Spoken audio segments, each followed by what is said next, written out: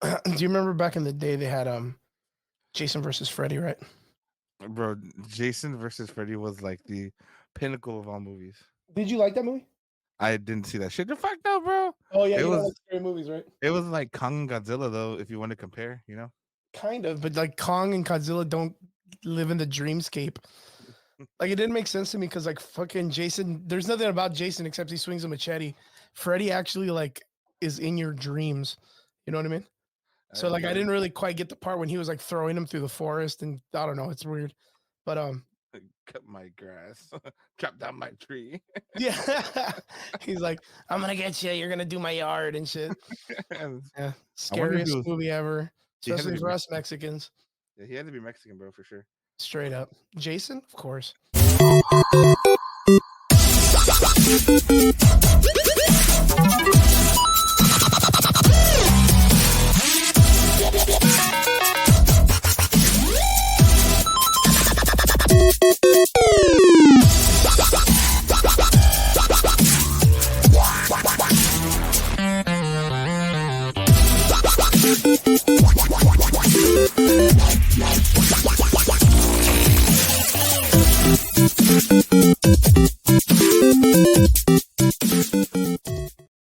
What is up? Welcome back. It is Sunday night, and you're here with the Average Boys Podcast. It's your boy Crispy, and I'm here with the Adam Collections main man, the dude, the myth, the legend. You love him, you hate him, you love to hate him.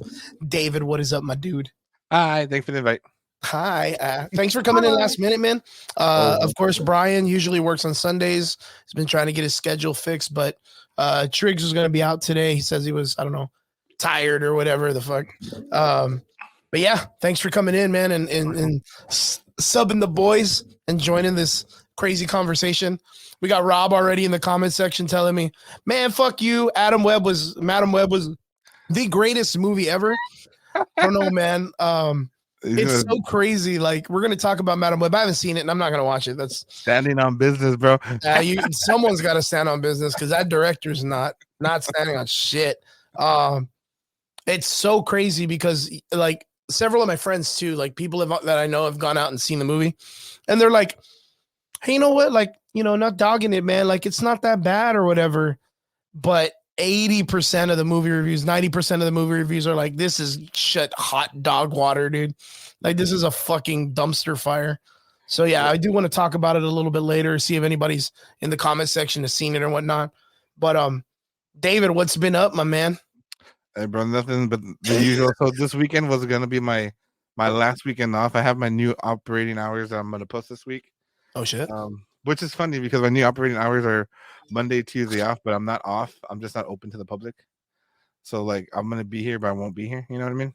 What do you mean? Like, what do you mean? Like I got works to do, bro. What are you doing? Are you doing like super secret stuff behind the counters kind of thing? Or what? Shit, bro. Yo, that looks gorgeous. X-23. We got, what is that? Is that, that's a stormtrooper, some dude. Pedro, bro, from the Mandalorian. Yeah, from one of the episodes.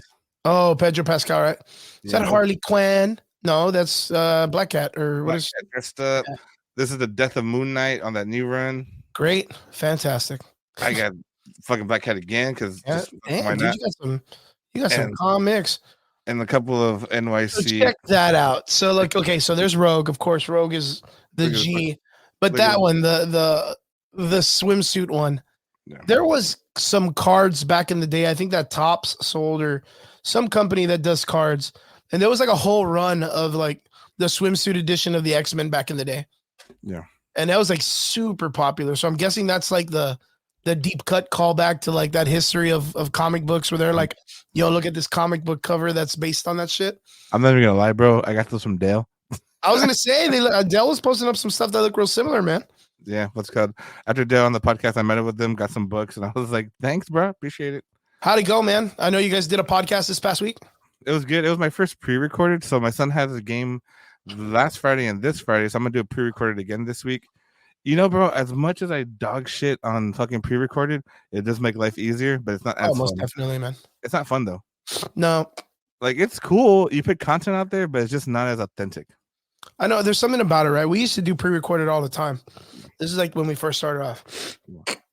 But different. I don't know. There was something about it that it's so much more fun when you have an audience that they can engage with, and you can get like automatic response, and like I don't know. There's some like dopamine release on how people converse with you and talk about it and stuff. So I prefer now live shows over pre-recorded. Yeah. Would I still do pre-recorded? I guess if I had to work around like someone that's a guest, like you had to do, or like a situation like that, I guess I would. But also, like, since I have Brian and Triggs, sometimes I can call them in and get them to like cover the show if I have to be out. So I guess that's kind of cool. It's kind of cool. But right now, Sundays seem to be a little tough on those guys. So other than that, what else was your week like, man? Bro, what's it called? So I'm not gonna lie, bro. Like this past week, because I was in Houston last weekend with my brothers, we had some brotherly time. Hopefully, if they're watching this, I whoop their ass in poker. Fucking great. Got him, bro. Fucking love it, bro. And then they were mad, bro. I was like, y'all taught me how to win. The fuck you mad for? What are you mad for? I'm funny. Like, you all gave me 12 years of poker training, and you thought you were gonna win. You thought you were gonna win. But now I got back on Monday afternoon and Tuesday, but I literally kind of took the whole week off, bro. So I kind of haven't really been open in the last like 9 days. How's the shop going? It's going good. It's slow, obviously, the last 9 days, but prior to not being open, it's been good. But I've worked on the little final touches. Like I got the card reader coming in. I had the new banner with the hours going on, and once that hits, I'm gonna just drop that live and just run it. So nice, good shit. Have you guys? You guys were talking about expanding the last time already, weren't you? Yeah, I'm official. I got my permits and shit. Hey. So, yeah, my landowner buddy friend over here. We're trying to knock down this wall here, but he hasn't gotten back to me yet. So I'm gonna just work with what I got for now. You think he's pretty down for it? I know he's got like a couple of little shops in that little area. So yeah, he should be cool. And if not, I'm probably gonna move the desk, like the podcast, that way, and just do this like a room full of pops, and that's it. Okay, good shit. Good shit. Kind of like a self checkout, bro. I'm gonna do a self checkout style, just a bunch of cameras. Okay, very good. I have noticed that there's a lot of more people out there doing the collection thing. I guess you could say it's kind of picked up in the last month. Income tax, bro. People love spending that shit. Yeah, true that. I'm not gonna lie. But yeah, other than that, it's been a pretty crazy week. I got sick, dude. Oh, so you had the cold, right? I feel like I'm just getting sick like every other week nowadays. Yeah, I ended up getting this cold that everybody's got. A lot of congestion, a lot of cough. At first, I was real bummed out and weak and tired and shit for like one day. And then I was like, F you, like I'm coming with that shit. And the next day I was pretty much back to moving. But man, I've just been having so much trouble trying to break the congestion in my chest. And you have what's his name? You had Popular Loner on. How was that? Yeah, straight up. We had Honda from Popular Loner last week, and fucking great guy, man. We didn't get to get Troy. Troy was the other one. He's the other member of the team. But after that, they ended up having a really big performance at the Burnt Ogden Arena, like the Toros, the basketball game. They did like a halftime show and all that stuff. So sharp dudes, man. We got on, and they were talking about their music inspirations and just great guys overall, man. Just a great dude. Can't wait to kind of collab with them again. Highly recommended, especially for you guys too on your show. Just bring them on and have a good time with them. Sure. Eels, yo. Good to see you, my dude. Good to see you. Eels is one of my homies, man. We game a lot and known each other for a million fucking years. Millions. But yeah, straight up. Other than that, we got some cool things we're going to be talking about today. Of course, we're going to have our conversation, I guess, based on Madam Web. Madam Web, I haven't seen it, and I think you haven't seen it either. No, right? But I mean, we can both safely say that based on the reviews, we're not gonna watch it. I will wait till it comes on streaming services. Yeah, I'm gonna wait until it's out on fucking Laserdisc. That's fucking great, Laserdisc. Yeah, Laserdisc. I've heard nothing but bad reviews, but we'll talk about that a little bit later and get into the breakdowns. We had some interesting stuff drop down this week too. Of course, we had early reviews for Dune 2. We have the casting for Fantastic Four, Marvel Zombies news, and X-Men 97. Is it X-Men 93 or 97? It's X-Men 97, bro. Yeah. We got some talk about that. They finally dropped the trailer and all that good stuff. But first, what I wanted to talk about is something kind of popped off, and it's good that you're on the show because you're like my business guru, dude. You're always there to talk to me about, bounce ideas off and all this other stuff. And we're always talking about how business keeps like improving and not improving and what people need to be up on and whatnot. There was something that happened this past week that was pretty crazy with AI. And AI is one of those kind of like topsy-turvy things with us. Like how do you feel about AI as a business person? Oh, bro. So like in the beginning when I was talking to my brother, because my brother uses a lot of AI like for chat GPT and stuff. I'm always skeptical, but like I kind of look at it from like what value does it bring to me? Right. And I've found myself more now since I'm not with my previous company with Fred and Jay that I lean a little bit more towards it because it's a time saver for me. Okay. Yeah, that makes sense. But I think if you use AI, because there's a right way and there's a wrong way. There's a right way like to train it to like benefit your business, but then there's also kind of like the shortcut. You know what I mean? Like there's like the evil and the good way kind of thing. Yeah, it's like a power, like a Yeah, special power, and it can be used Spider-Man wise with responsibility or whatever. Yeah, I was about to say something. Yeah, but you got to use it the correct way because like you want to produce the content for your viewers, whatever it is, whether it's going to be our entertainment, our business, our posts. We want to do it authentically as possible, but you also don't want to see other businesses just copying and saying, because I'll see it. I'll give you an example. One of my fellow collector shops, his brother does the AI for his business, and he misspelled the word Edinburgh. So Edinburgh was all over his posts on ChatGPT wrong. I said, hey, bro, like when you ChatGPT, if you misspell Edinburgh, it's going to mess up your whole thing. And and FYI, you don't want to use the top 20 hashtags. Try using the top 5. It gives you better SEOs and stuff. It's good SEO. And then he's just like, oh, well, that's not my department. That's my brother's. I said, look, dude, I'm just telling you, like, if I fucked up, I would want someone to tell me. Like I would want someone to be like, hey, by the way, like you misspelled something cool, But that's just kind of how I feel with it, bro. Like there's always gonna be those people that just do too much of it or rely too much on that stuff. Yeah, because it's like I kind of feel like there's still like a middle ground on what AI can do good and what it can do good. And I feel like when it comes to like text font kind of stuff, like ChatGPT is not bad. But I'm not talking about creative text font. I'm not talking about it making a film. I'm not talking about it, writing a draft for a book you want to make a fucking trilogy to because you want to be in the next J.K. Rowling or whatever. I'm talking about if you need to make a contract and you need that shit pumped up real quick and you need it to not be like mistakes and stuff, I think AI does great. Of course, I know that there's people who sit on those positions that create those contracts also. But I feel like it's one of those things like with that you can find on the internet. I think like us as business guys, like we've all been in that situation where like, oh man, I need to get a template for a like a loan essay, or I need to find a template for an advertisement that's getting people in the door a couple of days out of the week. Like, where should I look for it?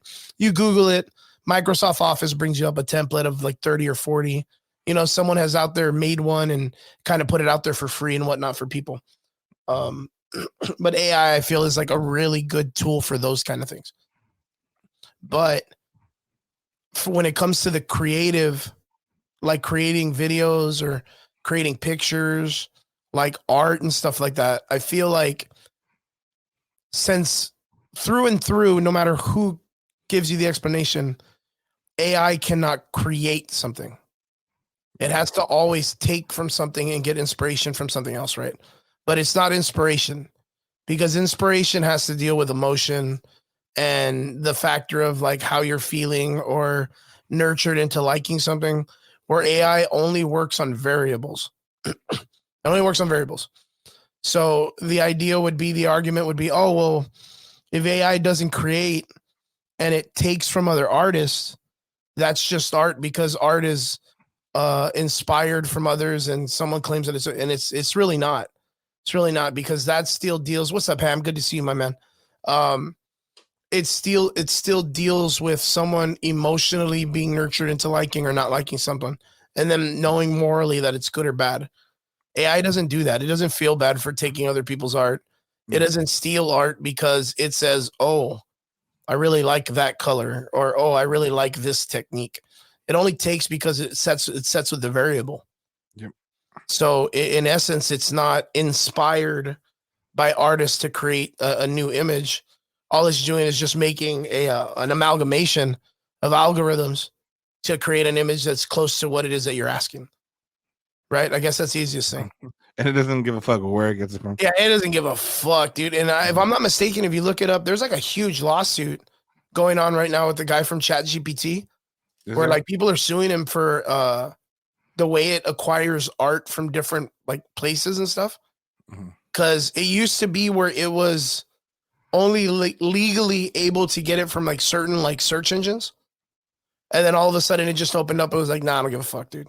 Like I don't give a fuck. I'm taking it from everybody's not safe. Yeah. So with the art thing and the pictures, AI was able to get away with a lot of stuff. And I mean, we were all the same way when it was like, you could always get like a telltale of like what's AI and what's not. Oh, look at the fingers. Oh, it can't get fucking foreheads right. Or, it always messed up. What did you tell me? The stairs lead to the wall. Oh yeah. The stairs lead to the wall. Yeah. That's exactly what it was. You look at something and you're like, for AI on the whim, like when you just look at it, you're like, wow, that's really cool. But when you look at it and you really pay attention, every second something else unlocks in the picture. And you're like, yo, why does that dog have like an innie for a nose? You know what I mean? And you're like, what the fuck? Why does it have 4 eyeballs and shit like that? It's just crazy. But it's in time. But the thing is like this past week in AI, there was a new company that came out. Well, not a new company. It was a fairly useful company when it comes to AI. They released a new program that they're called AI Sora. And AI Sora is able to take text to prompt and create a 1-minute video. And these 1-minute videos they're wild, dude. Like they're wild. I was showing you some of the videos earlier, and I'll put them up on the chat right now or in the video here with us, so that way people can kind of see it and see what's up. But like, this shit's wild, man. This shit's wild as fuck. I was telling David. It's really, really crazy on how how it looks. Cause like this right here, right? This is just supposed to be like a like what is it? Like a gold rush. What is it? Historical footage of California during the gold rush. Like if you were to do this in film, what do you think it would be? It would be like they would have to rent out a large landmass. It would cost too much. Yeah, it would cost a lot of money, dude. Like you would have to rent and then build like a small town, which isn't like something that they've never done before, right? Like in Thor, the first movie, they built that weird little city that Thor lives in, that he's kind of like there with Jane Foster or whatever. But this is 100% generated in AI. Like nothing of this is real. And again, if you look at it on the whim and you're like, oh wow, like that's really clean, like you won't notice that it's AI. So like if this isn't a film and you put that like in a student film at the beginning, like you wouldn't give a crap. But like if you pay attention to like, if you look over here to like some of the horse legs, you'll see them like clicking. Like you'll see some of them being all weird and stuff. Like they mend together and do weird things or whatever. Like there's like satellite dishes and things like that, right? Missing roofs and shit. The horse on the ceiling. Yeah. The more you focus, like look at this building right here. These windows are facing towards us, but this wall is at an angle. Like it's just perspectively, it doesn't make sense. These two buildings mend together. Like this chair or whatever this is sticking out. Like what is even this right here? So like you can see where like AI still makes its big problems, right? But like we said, if this was like just it going through, you wouldn't even it wouldn't even fathom like that it's a fucking AI generated photo. The next video is the one I vouch on is probably the coolest shit I've ever seen, which is this one. This is an AI video, and when the shadow passes by that is bonkers that's AI, dude. Yeah. Like with the fucking headphone string and everything, bro. Dude, can you imagine, dude, that AI was like, let me put this in that shot. It's crazy, bro. And then you see the fucking fingers, the fucking the Android phone that's not an iPhone, thank God. You know? Yep. But that is eerily good for it to be generated like nothing. Mm-hmm. Like, fuck, that's crazy, dude. Like, I don't know what this person is. Look at that nose. Look at that nose right there is just weird as hell. But that's very impressive. In my opinion, that's super impressive. Of course, later on, you're going to see like they have the 4 here. And this one, and this one are very impressive. Of course, all of these are impressive if you think about it. But one of these actually is the one that kind of catches my eye more, which is on the bottom right. You have like a whole literal Pixar character created. And mind you, this is in minutes. This is a 1 minute video created just strictly by text. So I was talking to one of my friends today as we did a private lesson, and we were talking about, I was showing him this video, and I was like, can you imagine how fast this is going to put those kind of people out of business? I'm not talking about directors. I'm not talking about actors, but I'm talking like 3D animators or video game like designers, like to create a body or whatever.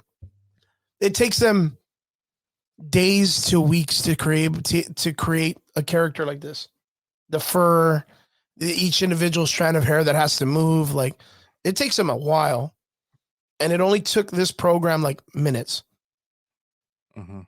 You know what I mean? Like, why would anyone, if you could, and you're a director of a company and you're looking for characters, like, why would you hire someone that can make you a character like this when you can just type it out?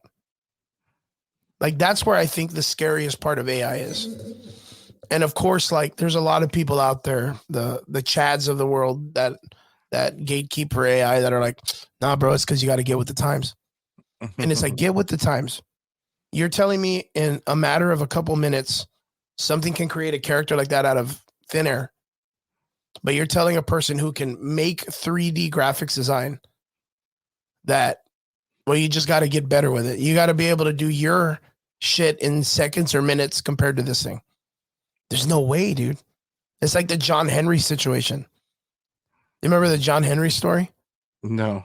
That was the black guy that was the railroad maker. And then they brought a machine that could hammer in all the rails. And he was like the one that they made a steel off of in the Superman comics. He's the guy with the big ass hammer or whatever, right? Mm-hmm. So he challenges the machine and beats it. Then he dies at the end. Dies with like a heart attack. But he beat the machine. Mm-hmm. And it's like, okay, cool. Like, well, the human spirit, awesome. But it killed the dude. Yeah. It killed him to keep that pace where the machine was like, oh, okay, well, let me just turn it off and turn it back on. It may have beat him by seconds, but like. But the machine's doing it again. It's crazy, man. I think out of all of this stuff, the only thing that I've got was, wow. And again, a short amount of time. If fingers were the only thing we were worried about, like the fingers isn't even like a fucking problem anymore. You know what I mean? For AI, it's now creating 1 minute films, and that's already the majority of most like film. What is it? Film competitions. No. You know what I mean? It's like what they're like minute long. Like, oh, come and do our 24-hour race or 48-hour film race. Can you imagine someone just types it in and does it like in 15 seconds and they're already and like fucking set up. Wins, bro. And then they win, bro. And they fucking win. And then there's like a huge divide, which is people are like, bro, he didn't even make a movie. And then there's that one guy that's like, nah, man, he's with technology and he's learning how to do the cool thing. And then, you know, some tech magazines like first film to win an award, you know, makes it with AI. How cool. And then everyone else that's out there that believes in the art is like, man, fuck that. Fuck that shit. Until they get a contract and they can make money from it. And then they're like, oh, okay, well, yeah, I get it. It's okay. Yeah. I don't know. I think, of course, I don't really have a problem with AI as a tool because it's just the way life works. Like, you know, we had the steam engine, then we had the gas engine or the combustion engine. Now we have the electric car. You know, we used to have cell phones that were like in bags with solar powers and power cords. Now we have them that, you know, change to big and then to small and then back to normal size with no keyboard. They flip, they stop flipping, they flip again. Yep. Yeah, they're back to flipping with a whole screen. And I'm waiting for the slide, bro. Waiting for the slide. Yeah, that's just life. It's just organics, right? Yeah. So like I understand this, but of course, like I just want people to understand that there is a big the problem with this is how many people it'll take out of business. like how big it's going to hit the industry. Like, you know, you're going to have a lot of artists at conventions now being like, yo, come on, buy my art. Cause I can't get work anywhere else, dude. You know what I mean? It's nuts. It's wild, bro. But yeah, what do you think about all this? I mean, I can see it working, but I think if it's done right, like if you're in the best example is the one that looks like the Pixar, the little fucking squirrel or whatever. If they're able to save a budget to invest in either better acting, better equipment, or better storyline, like the floating chair, dude. Yeah, no shit. What the fuck? Let's just say it's not exactly where it needs to be. Yeah, no shit. Oh, the puppy. That's AI, dude. Like that right there is a set. Yeah. You know, getting all those televisions and you know, turning them, getting them, make sure that they work and cleaning them up, like that would take a couple $100, dude. And if you need that for like a 17-second to 1 minute shot in a film or a music video, bro, AI is the way to go. AI is the way to go. That would probably cost you like 10 cents right there, dude. Like that's nuts, man. You know, bro, I bet you AI happened, bro, just because somebody hired somebody to do some art and they took fucking forever. Like, fuck this. Yeah, fuck this guy, dude. Fucking graphics designers. Like, look at that, dude. That's nuts. Magic the Gathering fired all their artists for AI. Damn. What is it? What is that? Magic the Gathering fired all their artists for AI? Is that because they were using AI in the card game to create cards or what? Tech is so scary. Dragon Ball Z EP and all the AI generated voices. Oh, is that real? I wouldn't put it past Funimation if they were fucking. Damn, dude. Well, I can see that because the art on fucking Magic the Gathering, that shit's like fucking J.R. Tolkien, Lord of the Rings art that they're always wanting to produce. And they have like 7 million cards. Like, there's just one guy that's painting all that shit. He's tired, bro. He's just tired. Yeah, fuck this. Yeah, he's like, God damn, dude, someone AI me out of this, dude. But yeah, that's crazy, man. I didn't even know that. But can you imagine if like let's say a Japanese studio is like super involved with AI and they just like, no, we don't need American voice actors anymore. Dude, that shit. That would be nuts, dude. That'd be nuts. That'd be super crazy. Yeah, AI's a future, baby. AI's a future. It's where it's at, bro. But you know what? They can't replace podcast. Yeah, no, they'll soon. Yeah, for now, dude. We got like a year. Yeah, I say even like less, dude. 7 months, bro, because we stand on business, sir. We stand on business. Yeah, I don't think that AI shit's gonna be calling people out like I do, man. Yeah, but crazy shit, man. Crazy shit. Yo, did you get to see the trailer for Deadpool 3? What'd you think? Bro, I saw the trailer. I thought it was fucking sweet, bro. Like, I was able to get some Deadpool Secret War books. I gotta actually post those up.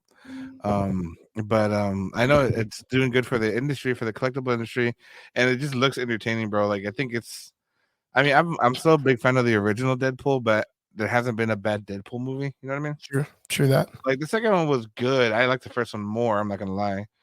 But I think this is gonna be more exciting. I know they're putting more Wolverine on it, Deadpool and Wolverine now. You know what I mean? Yeah. That's so they changed their marketing strategy to that, but I mean, I think it's gonna be good. What do you think of it? I thought it was pretty sharp. I mean, I know for sure Ryan Reynolds is gonna knock it out of the park because that's what he does. You know what I mean? I know for sure that dude's gonna knock it out of the park. The only thing that kind of catches my eye all the time is like this whole like conversation of, do you think it comes in and saves the Marvel universe? Like I don't get that idea yet. And the reason why is because there's still, that would assume that the entire, like, across the board, people believe the Marvel universe has failed. And the biggest problem is that Disney and Marvel do not believe they failed. You know what I mean? So I guess that's my question to you is, in that notion, do you think the Deadpool 3 movie is going to save the Marvel universe? I think it's going to be the reset that we all wanted. Oh, shit. Well, because think about it, bro. Like, in all honesty, like, we talked about it, and I guess it's awesome because I had the pleasure of ending the year with you with your podcast last year. And we talked about, like, this is going to be the make or break year, not only for Marvel, bro, but for movies in general. True, You know, true, 100%. Because like Madam Web, all right, like it's already garbage, but we know Deadpool's coming. You know, we know that we have what else is coming out. I fucking forgot, bro. Off the top of my head. Well, of course, like the other big thing that I guess other people would, casually be talking about is the Joker 2 released some like images, and then like the Fantastic Four stuff that dropped. You know what I mean? Like there's things that are still out there. They even have some like information that like Mark Ruffalo isn't going to get a Hulk movie that he wanted. You know, the Red Hulk is kind of more confirmed for the next movie. Thunderbolts got moved up. Like, you know, there's some interesting stuff that's going on in film. The Godzilla films, the Ghostbuster film, which I really think looks good. Ghostbuster film looks really fucking good. But you know, I'm not gonna lie, I like that the new Ghostbusters movie. The trailer was fire, dude. Like, there's just something about it that I was like, I didn't know I needed Ghostbusters to not be your friendly neighborhood ghostbusting squad. Like, I didn't know I needed them to save the world. Yeah, no shit. And yeah, it looks pretty good. It looks pretty damn good. Did you get to see the first one of this series? The Ghostbusters one? Yeah, the first one with the badass ending. Fuck yeah, bro. What? No, I didn't even know. What do you mean? I don't even know. I haven't seen it, but like Stranger Things kid, right? You really haven't seen it? No, I have not seen this movie, dude. Bro, you're fucking with me. I'm not. Okay, so let me tell you why. Because the Ghostbusters movie they made with Chris Hemsworth and the girls was really bad. I never saw that one. It was that one. That one I saw like 5 to 10 minutes, and I was like, "This is fucking stupid, dude." And I was just like, "I'm not gonna watch this. This is. It's not. It doesn't even give me the vibes of what I felt as a child."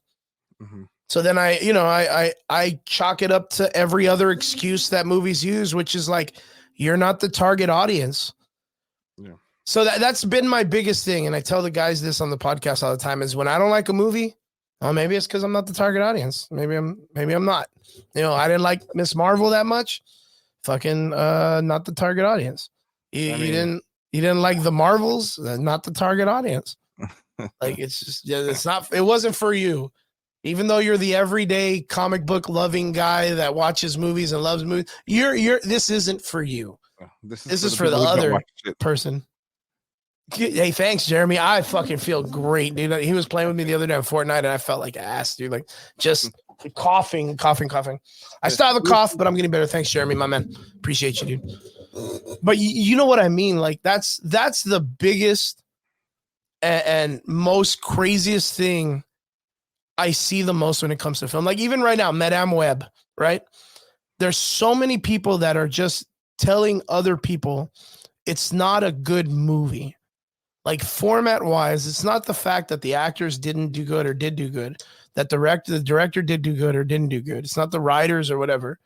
It's just the fact that it does not feel coherent as a film, right? That's just in general.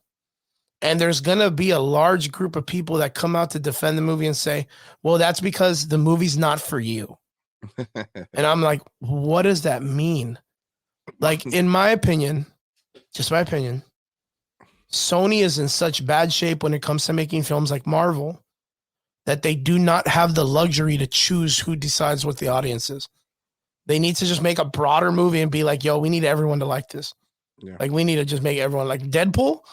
There's no target audience. It's just a wild, zany adventure with two crazy motherfuckers, dude. Or one crazy motherfucker and one grounded character that the audience will probably appeal to the most. Yep. You know what I mean? That and it's going to work. And it's going to work. And we're the audience, dude. We're literally just the audience of what it's expecting to bring in. Hey, bro, I hate to jump back to Deadpool, but I'm going to ask you this question because I asked Dale, bro. And we both had the same reactions. You remember in fucking Deadpool 2, bro, when they brought X-Force for like a minute and they all died? What if Wolverine's in there for 20 seconds, bro? No, he's not. They won't do that. No, but what if? No, that would be funny. If, bro? Even better. Because it was so fucking funny for them to wipe out X-Force so fast. Okay, so we see the trailer and most of the guys from X-Force are in the background. So that means Deadpool went back in time just to save those dudes. You know what I mean? Like he went back to save X-Force, minus like Bedlam and the guy that spews shit out. Yeah. And Brad Pitt's invisible character. Well, we don't know if he's there because he's invisible. You know what I mean? Like we don't know. He could be in the background. Brad Pitt could be there.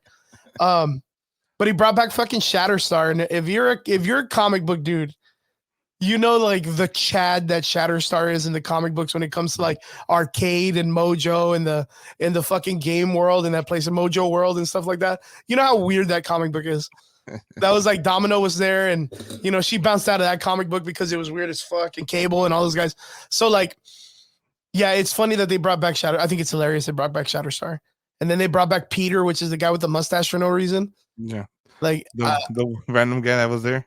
Yeah, they just brought him back, and then they brought back the guy from the bar, which is that just big biker guy that fucking Deadpool's like, man, shut up, bitch, or whatever he tells him.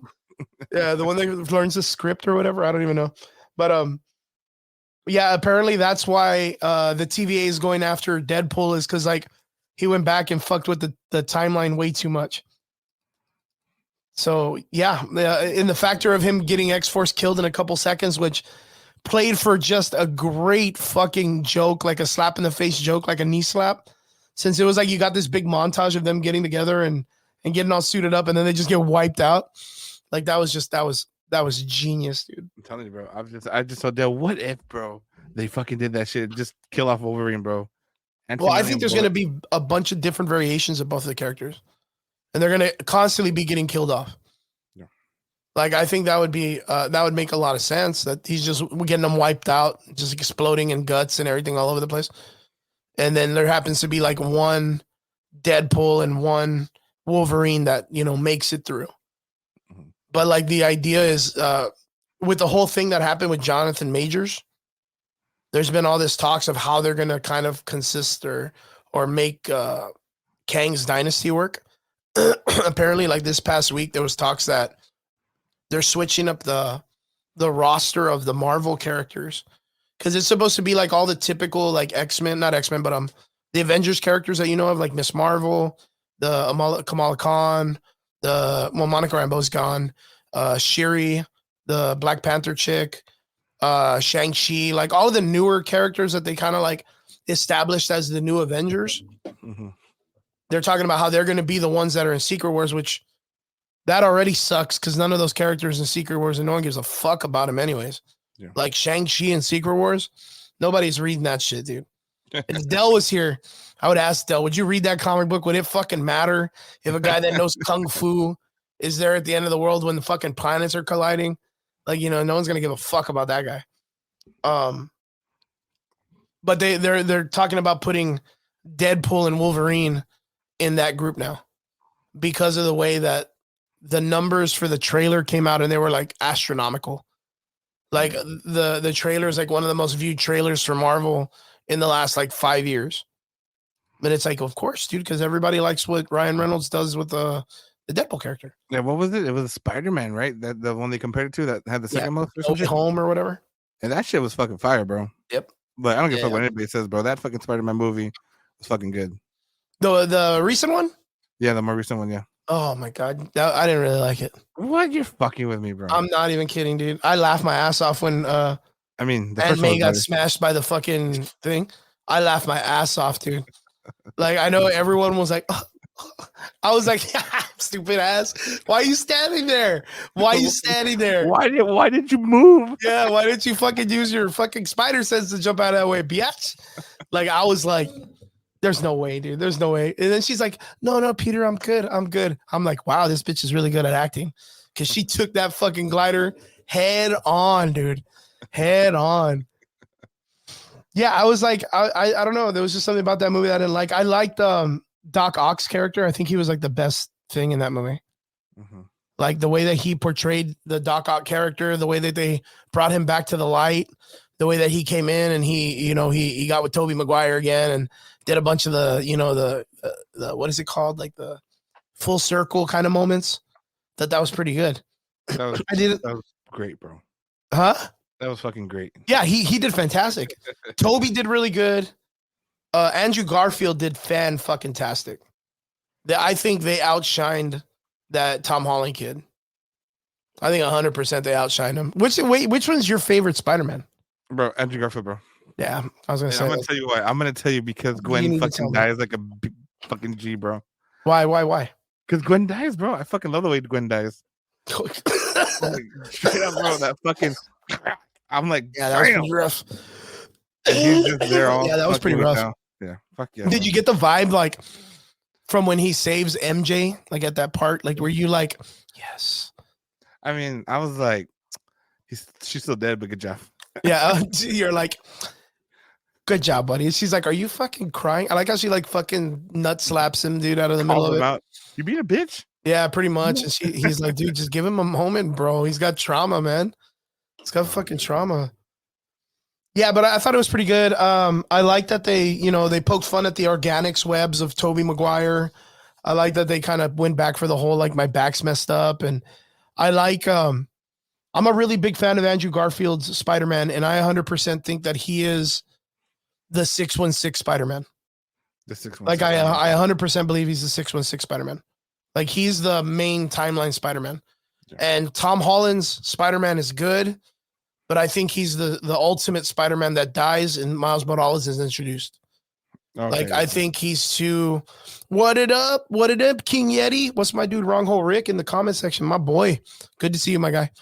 In my opinion, I personally think Andrew Garfield's 616 Spider-Man, and Tom Holland's is the ultimate Spider-Man that's supposed to be like the best of the best, but he ends up dying because he's gonna be like the Uncle Ben to Miles Morales.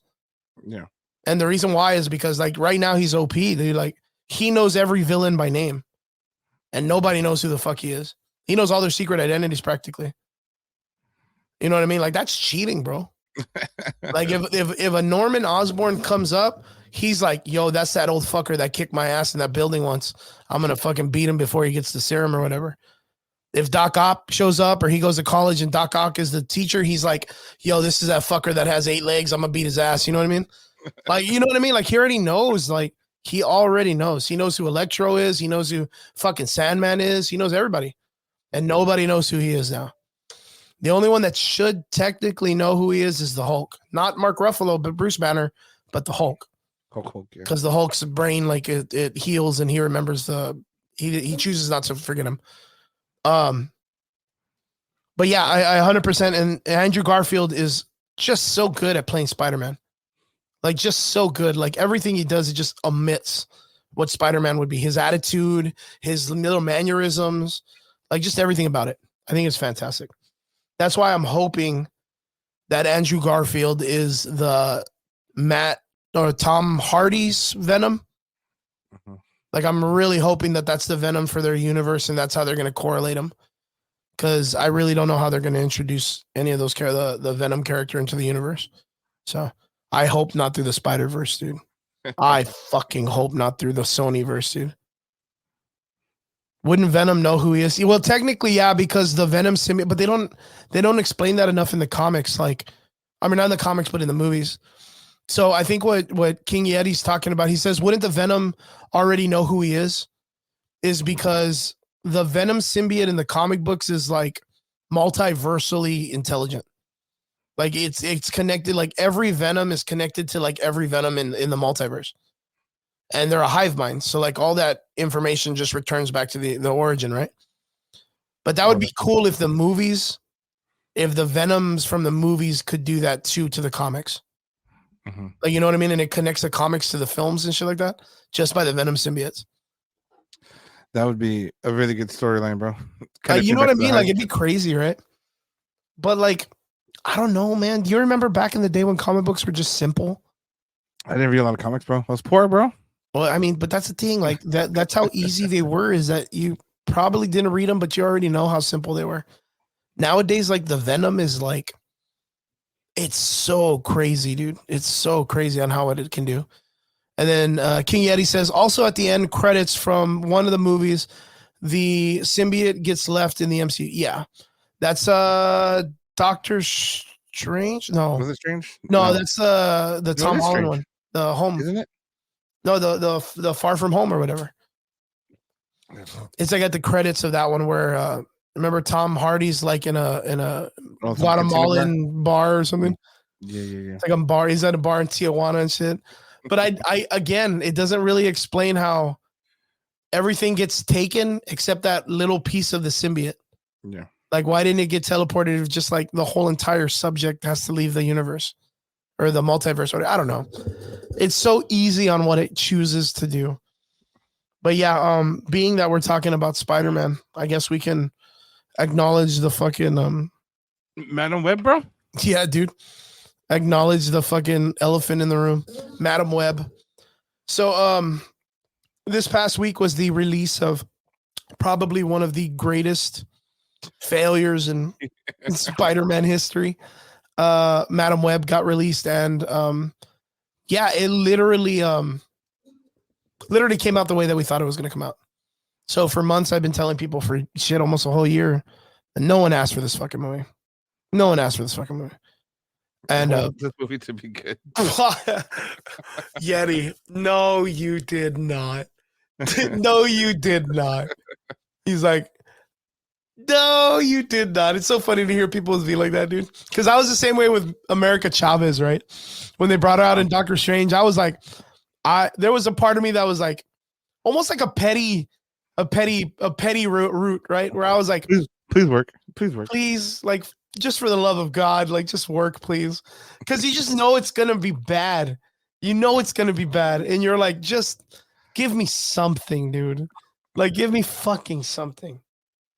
And yeah, 100%. Apparently, this movie just like dropped the ball completely. I could probably go right now and check. Let me see. I'll look at the Rotten Tomato score right now. But what have you heard about this movie? I heard that that it was a cross between Final Destination and fucking what was it? A semi Spider-Man movie, I guess. A semi Spider-Man movie? Yeah, a semi Spider-Man movie. As where it is right now, this movie is, I'll show you right now, is sitting at a 13% critic score. Damn. And a 56% audience score. I mean, that's not too bad when it comes to that's not too bad, my ass. When it comes to the audience score.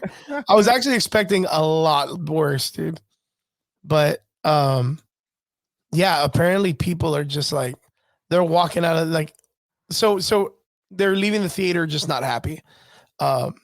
Rob saw this past week and like dying on that fucking pedestal. He was like, no, dude, the movie's really good. Like, I really enjoyed it. And then my roommate and a couple of our friends, they went and saw it on Valentine's Day, and they were like, it was cool. It was cool. But all of them have the same part of this that they say. And it does not make sense to me when someone explains this to me when it comes to a movie. They say, the movie was good, but the story was just not there. It was bad. And I'm like, the whole entire thing of the movie is a story. Like, that's like its premise.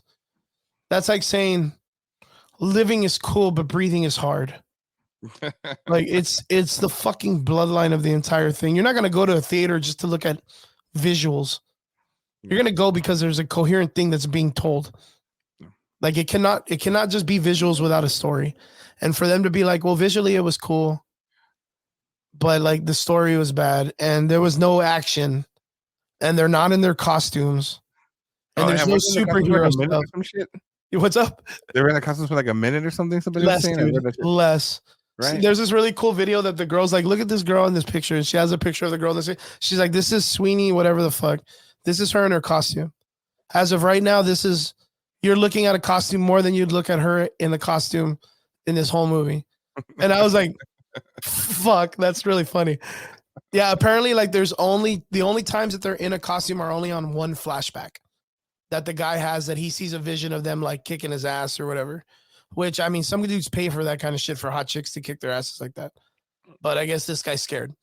But yeah, like the things that I keep hearing about this film is, 1, it's an okay movie.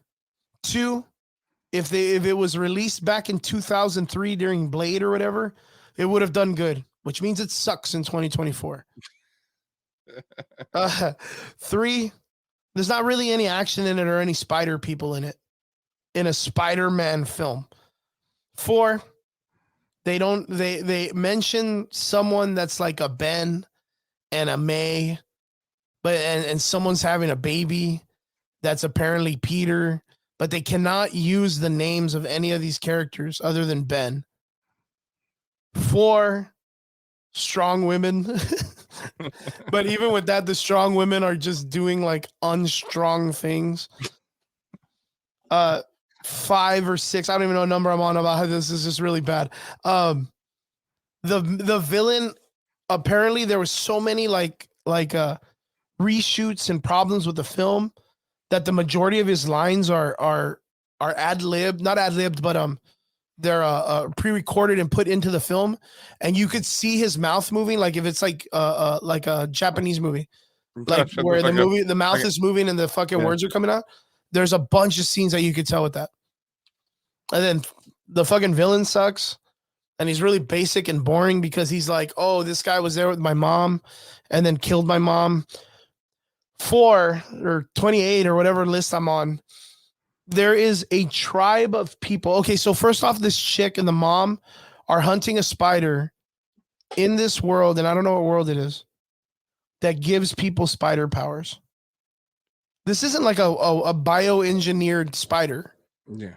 This is just a spider out in wilderness, like just out in the boonies. That means anyone, any motherfucker, any kid that's with Google that just like looks up these spiders and knows where to go look can just get Spider-Man powers. Yeah. For me, one of those things that made Spider-Man such a special character is how unique he was. Mm-hmm. How unique he was. And then later on, when the Spider-Verse comic book came out, it was so unique that you understood that every Spider-Man in every universe was important. That every universe needed a Spider-Man. Yeah. The moment they start saying that everyone can become a Spider-Man, it degrades the character completely.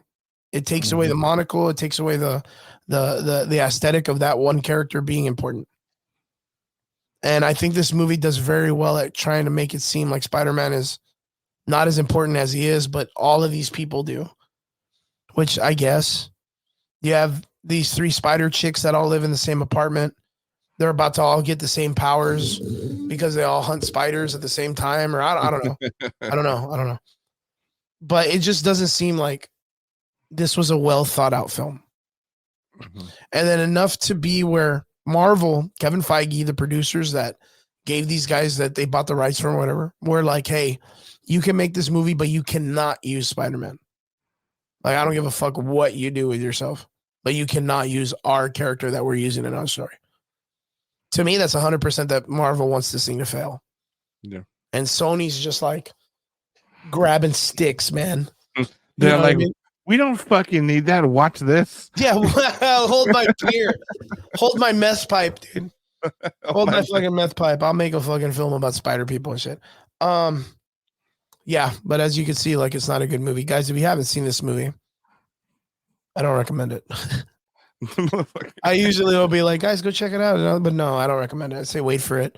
We're going to wait.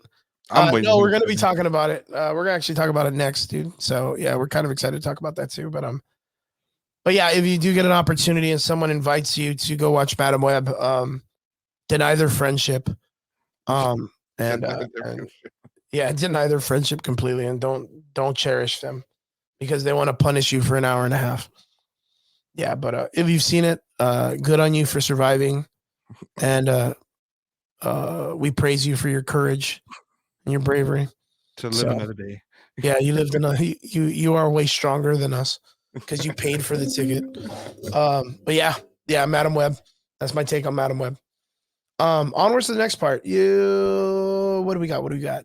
Oh yeah, the X-Men, yeah. X-Men 97. X-Men 97.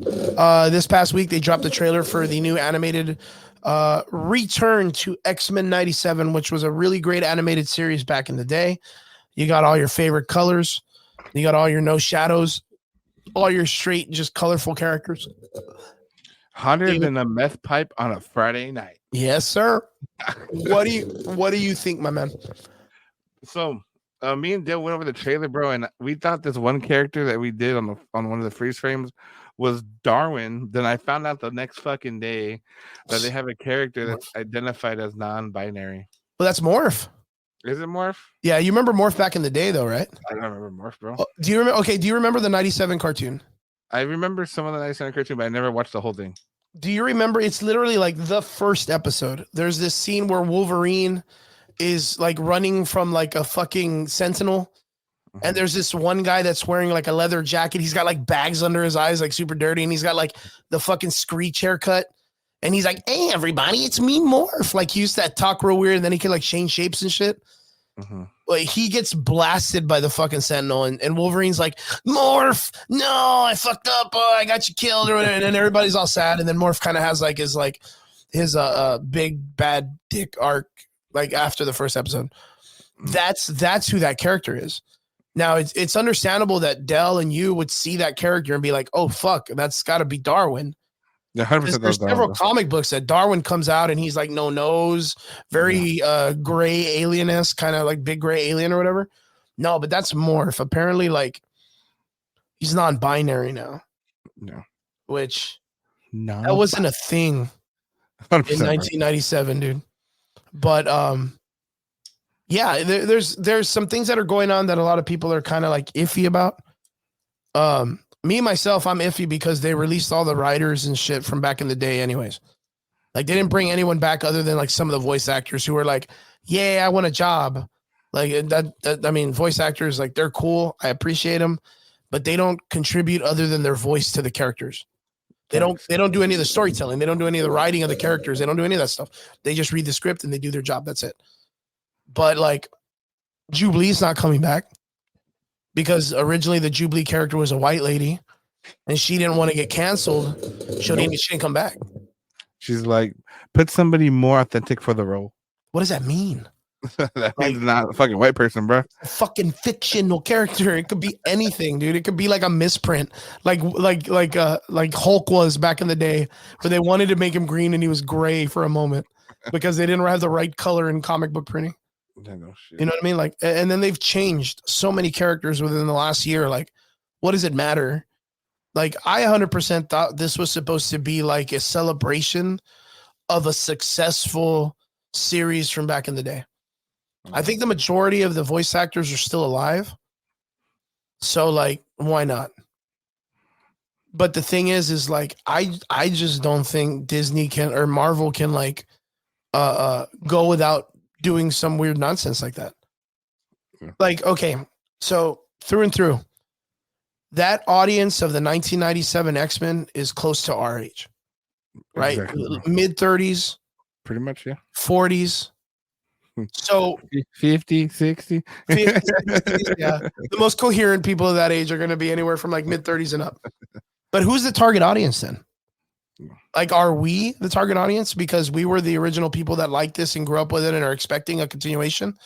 Or is it the newer generation that they're going to be like, oh, it's us taking that series and adding a flip to it because it worked so well for Star Wars? Like, again, Star Wars did the same thing when they were like, but did it work for Star Wars? Fuck no, it never worked. Did it work for Star Wars? Yeah, man, it doesn't work at all, man. I'm excited to see what they're gonna do, but I'm not excited because I personally, I just don't trust the people that are creating it. Like, I mean, that's just what it is. They haven't done anything that has made me feel like I can coherently trust them to make them something that's in regards to something I care about. Do comics and movies and film and all this stuff, do they deserve diversity and inclusivity and all of this stuff? Yeah, I do. I 100% believe it. But do they? But they don't need handouts. They don't need handouts. I think it's more of an insult when they give them handouts. So, like, can you imagine that it's like, this is the way I see it, and anybody else can see it any other way? I don't care because it's my opinion. When a company like Disney and Marvel come up and own a company that has coherently only ran with the times. So that means when the Civil War or civil rights movement and all that stuff was going on, and they had white characters portraying different ethnic roles, they did that because it was accepted in society in that time in history. They didn't fight racism when it was up. You know, when it was a problem, when it was a real issue, Disney and Marvel did not fight that. Stan Lee himself might have rose against the people that were the the money people and was like, he'd fucking, underhandedly like poke fun at them and do it like with the Black Panther comic where they were like, hey, we noticed like the Black Panther is fighting other black people. Can you have him fight more white people like the KKK and all this stuff? And it's like, what the fuck, dude? Like, why would Wakandans in Africa that are part of the most technological country in the world care about fighting the KKK in Alabama or some shit? Yeah. Like, what would they be doing in Africa in the first place? Like, what would the KKK be doing over there in Wakanda anyways? You know what I mean? That doesn't make any sense. So they would single-handedly like make fun of those moments and put them just in silly situations. But again, the higher up, the executives, the people just like Madam Web, the people that don't care about the context or the stories or the characters, just want to push out something for money. Mm-hmm. And that's the problem with Marvel right now is the first 10 years of Marvel was dedicated to them building a brand. And every one of those characters, I don't care who says it, people will get mad at me all the time. Triggs and Brian get mad at me most of the time, not anymore, because I'm a stickler for them sticking close to the resource material, like sticking closer to the comics. And they're like, bro, but that's not where it's at, bro. Like, that doesn't work. And it's like, it worked for the first 10 years. The entire first 10 years of Marvel, they stuck close to the comics. And they did it 100%. None of the characters were really changed. They didn't fucking, exclusivity or whatever, any of the characters. It wasn't until phase 4 after the Russo brothers, all of those guys, all the big heavy hitters that really cared about what they were doing left, that they were like, cool, dude, let's fuck it up because it's our turn. Just fuck it up. Yeah, let's fuck it up. It's our turn. Like a petty party that they just wanted to add in and be like, well, we could do it too. And they couldn't. So, yeah. X-23 or X-97 is going to be coming out. Jean Grey's pregnant. Charles Xavier's dead. The Magneto being in charge of the X-Men, it's not new. That's not new. It's fairly a common thing in the X-Men where something happens to Charles and Magneto pops up and becomes the Men. What I'm hoping that they do is they do the big divide, which is the divide between Wolverine and Cyclops, which is Cyclops becomes more totalitarian, like militarist, and kind of comes in and takes over this whole, like, he ends up being like Magneto is, where he's like a hardcore, like, only mutants, like, need to be the superior race or whatever. And Wolverine's like, nah, bub, like, you gotta love everybody or whatever the fuck. I don't know. Wolverine's a hippie or whatever. But Cyclops turns into like this hardcore authoritarianism kind of guy. And I kind of hope that they do that because that's what makes Cyclops' character so like interesting, is because he's so down on his morals of being like the superior race. Like, I don't know. It's crazy, dude. Like, I don't know. Like, do you ever read the comic books of where like Wolverine where Cyclops kind of like butts heads with Charles Xavier? No, I haven't seen that one. Dude, there's comic books. There's like one of them where he gets the Phoenix Force. This is right before time runs out, which is where the Secret Wars happens. And him, Colossus, Namor, who else? There's 2 other characters, Wolverine, I think, and someone else that get the Phoenix Force. And he goes after Charles. He kills Charles Xavier. And it's all based on like, he wants to go out and like conquer the world and do all this stuff and kill all the Inhumans and do all this shit. And Charles Xavier is like, bro, chill. Like, what happened to you, man? Like, you used to be the captain of the football team. Now you're like running the KKK meeting. Chill out, dude. Now you're drinking the Kool-Aid or whatever, trying to get people on the spaceship. Like, yeah. And then, he ends up having a big fight with him and he kills Charles Xavier. And then a big divide in the X-Men, of course. Wolverine goes one way. Cyclops goes the other. But it's really, really cool to see Cyclops go into like that whole like fucking psycho cult leader kind of thing, because you don't see him that way. You see him as just like a Captain America that shoots lasers from his eyeballs or whatever. You know what I mean? Just as yeah. So it would be cool if it kind of went that way, because even at the end of the trailer, you get that, to me, my X-Men or whatever, like real like fucking like, I don't know, man, very culty, man, very culty. I don't know, but how do you feel about it? I think it's gonna be good, bro. Because like I remember watching the 97 X-Men, and then I don't remember where Charles Xavier dies or nothing, but I remember it was very iconic when I was growing up because I had like the toys, the figures, and shit like that. Oh yeah. So just to go back and kind of relive it, I think it's gonna be awesome, bro. Like, and then to see where they take the storyline after Charles Xavier dies, like, Yep. I think that's gonna be more of the audience of our age, not for our children, you know. True. So True. I think it's gonna be. Yeah, I want to say like at the last part, you remember they did like the Dark Phoenix saga? that was like the last part of that. I remember that. Yeah. You remember that, right? I want to say like it was either into that story that was the last season of it or the Apocalypse season. Or because I know that they brought in Apocalypse, and Apocalypse is always this like end all character in the comic books, right? For the X-Men. Like he's always like the do or die person. So I want to say the Apocalypse story came after the Dark Phoenix saga. Jeez. Can't believe I'm still sick, but are you okay? yeah. But yeah, I want to see what they're gonna do, man. Because again, I don't really quite remember because it's been so long that I've seen the show. But I'm in the same boat. Like it was so iconic to watch that cartoon back in the day. That one and Batman the animated series were like the top comic book stories back in the day for me. If it wasn't for that, I wouldn't have been into comic books. I already know it. But yeah, man, that's gonna be fucking crazy, dude. What else? We don't got too much going on today, but of course we have oh yeah, we got some information being on Marvel Zombies. That Marvel Zombies is gonna be like cray. Crazy. It's gonna be cray.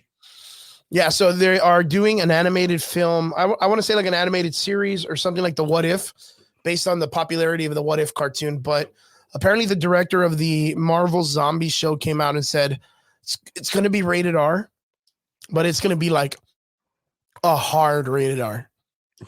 What do you think of this, bro? You know, if they started off, bro, like, and just go into them like fucking somebody up zombie style, bro, that'd be the shit. You think so? Like if they were to go like, and let's just go with it, bro. If they were to go fuck up Iron Man, bro, and they just tear him apart and shit. Fuck yeah, bro, limb for limb, bro. And say you thought fucking Tony was the shit. Fuck you, and then fuck eat him and shit. Yeah, because you remember the What If, right? I haven't finished season 2, but I remember the first season. Yeah, I think in the first season, then they have it to where like Hawkeye and Black Widow were running from like the zombies and shit. Yeah, for the longest time. Yeah. That was a cool little story. I really like that. I really dug it. I don't know which characters are gonna go with this time, but that was a cool world. I'd like for them to kind of expand on that world. But for me to hear that it's gonna be like rated R, it's gonna be like super like people are gonna be dismembered and torn apart and all this other stuff, kind of makes you wonder, right? Because Marvel came out and Kevin Feige came out and said Echo was gonna be rated R. And then it ended up being TVMA, which is like, oh, fuck. Like, that's like super crazy. But then what we got was like a slap on the wrist with rated R. So do you really think that Marvel's going to like stand on business and bring us some like hardcore, like graphic murder scenes? And then like the next question after that would be like, so what is Marvel becoming if it's becoming more into like the hardcoreness, like the Invincibles and what's the other one? The Boys. Like what does it become when it becomes that whole like over the top kind of art and stuff? I mean, Invincible, I didn't read any of the comics from Invincible, bro, but just watching the series, like it was entertaining. It drew my attention. Of course, the violence was fucking G. You know what I mean? But I mean, with everything going on with Marvel for Deadpool and all this shit, bro, like they got to hit, bro. They've got no choice but to hit. Yeah, they do. That's absolutely correct. How do you feel there's no more Loki, there's no more nothing, you know?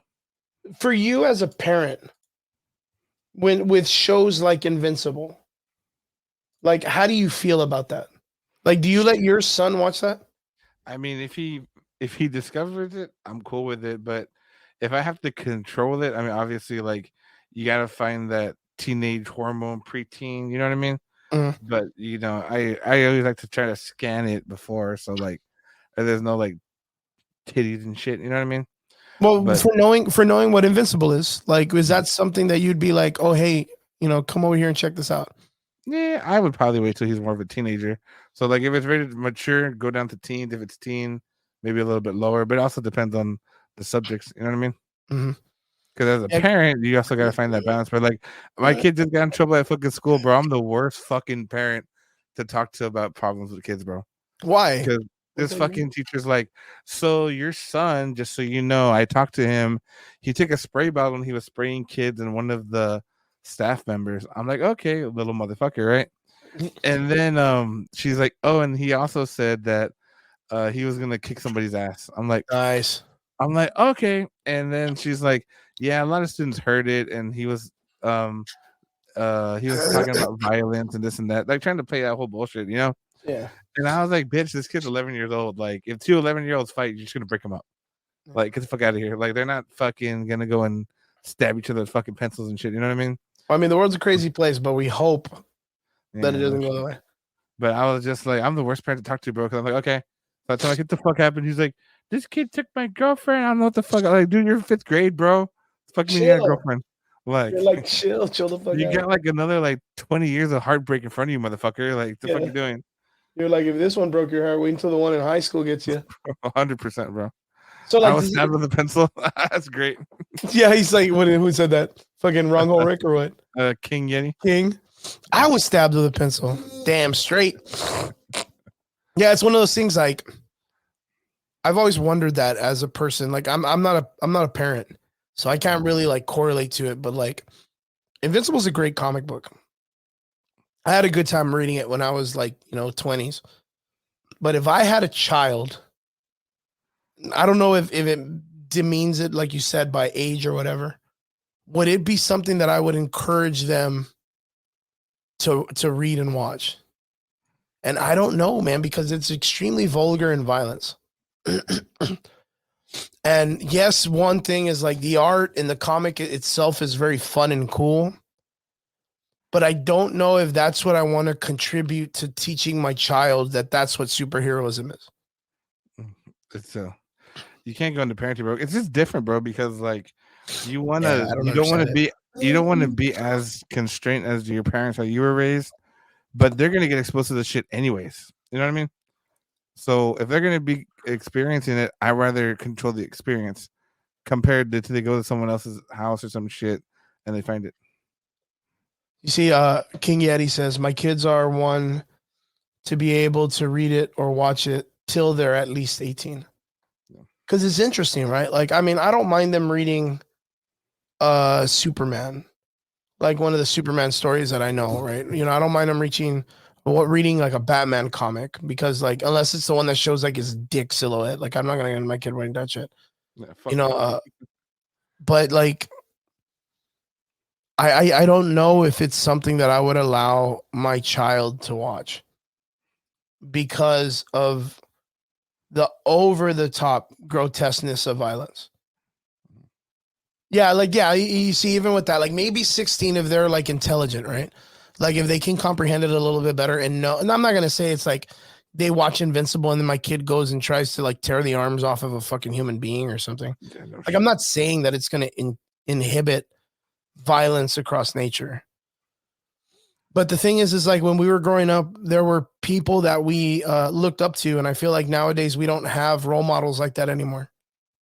Like you have role models like fucking Sean Strickland and fucking Logan Paul and Jake Paul and fucking Neon and a video game dude. Yeah, you know what I mean? Like these kids, they're the ones that your kids and our kids and all the younger generation look up to. You know what I mean? Like, I don't mind him looking up to like that PewDiePie guy because at least he lives like a really great life and he's like very calm and chill. But still, like the only thing like aspiring those people do is just play video games and talk shit on the internet. Where like Superman would go and save a bus full of kids and then get some cats out of a tree. And then your kid goes out or you yourself put a fucking towel around your neck and go run around outside acting like you're Superman. Like, which one would you want your kid to look up to wear a cape and run around and act like he's a superhero or act like Logan Paul? Yeah. Like, which one? Like, because that's the thing. Like, I would want my kid to look up to Superman because, I did. And I don't feel like I came out to be like a horrible person. I'm not, fucking stabbing everybody at HEB or whatever. With pencils. Yeah, with pencils and shit. Fucking pencils and shit. But like, I wonder, like, Invincible, like that's a great story. But there's so much trauma and things that happened to that young man in that comic book that I wouldn't want a kid to look up to that guy as a superhero. I mean, maybe like his 500 years when he's like a successful king in his kingdom, but not like when he's like, you know, fucking getting fucking murdered and then torn apart and then he has to kill some people and then later on he gets raped and all of this stuff like happens to him. That's just his whole life sucks. Like, you know, at least, you know, Superman, like what he just gets hit with kryptonite and someone tries to throw Lois out of a burning building and he just flies and goes and saves her and that's it. Like, you know what I mean? But there's this part of me that feels that Marvel and DC have always been this place where like it's never been about the grotesqueness of the series. It's not about the blood. It's not about the inhumanity. It's not about like the perversity of like the whole entire nature of it. It's about its stature of being just a family brand. And then Disney's a family brand. Like how is it now that blood and gore and all this stuff are okay for Disney? Like, how is it that has infiltrated what Disney stood for? Does that make sense? Like, I mean, what was like the worst thing you ever saw in Disney growing up? Shit, bro. Didn't they have like the hanging body in Tarzan? Right? That was like the worst thing I can ever think of, which was like Scar throwing the fucking king into the thing, and you just associate it with like, wow, he murdered him. Yeah, 100%. And then the fucking Simba's running around and you just feel bad for him because, you know, it goes for that part of the story. You understood that was a villain. Yeah. Like that was a crazy thing. The other thing was in Tarzan, it's insinuated the guy gets hung because his body's shown like in the background. Like it's shown like as a silhouette where you could see like the veins around his neck and his body dangling. And I remember when I was younger, I wasn't like a kid. I was already like a teen. And I was like, damn, dude, you're going to show kids that shit? That's fucking violent, dude. Like just that was violent. And then King Eddie's like, oh, dude, Disney's always been fucked up. Yeah, but like, okay, like to a certain extent, because most of the time it was because of that art room, right?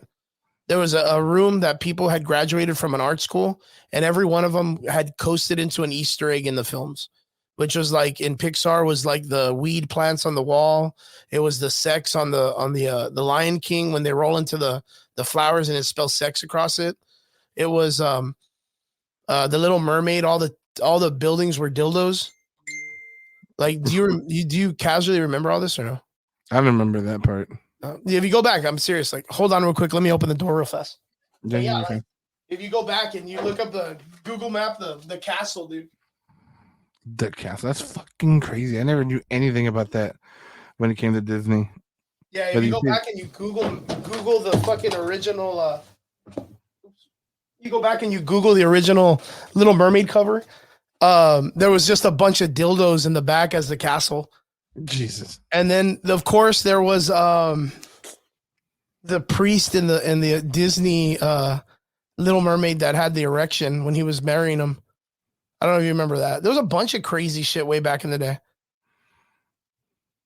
Are you seeing it? No, I'm trying to look it up right now. Yeah, if you just type in. I'm typing dildos and mermaid. No, that's not good. That's going to give you a whole ass other website. Jesus Christ. You have to clear your fucking search history after that. Oh, that's fucking great.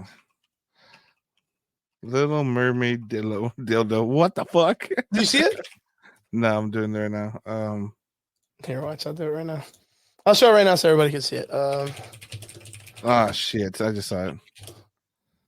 What the fuck? You see it now, right? Yeah. And this used to be the cover of the fucking the thing. So like if you go back and you look at it, like, penis. Yeah, dude, all of them, all the fucking buildings were like that. All of them, secret penis everywhere. So that was one of them. It was the take off your clothes in Aladdin, which was Robin Williams tells Princess whatever fucking name is Jasmine to take off her clothes. Like there's so many little Easter eggs that are established in Disney because all of these artists wanted to make jokes out of shit. They wanted to make like real crazy. There was do you remember what was the Rescuers? I don't remember the Rescuers. The Rescuers Down Under and shit like that. Nope. The Rescuers Down Under was like this one. Dang, I'm gonna take you down a whole fucking. You know, it's real crazy, dude. Like ever since we talked about like going back in time, you remember this one, yeah? I don't remember, but I think I've seen it. Yeah, this one was like the real popular one after a while, which is this one, which is they had the big ass bird. There was like they had the weird like a great villain, which was like this Australian guy. Yeah, look, King Yeti already knows the titties.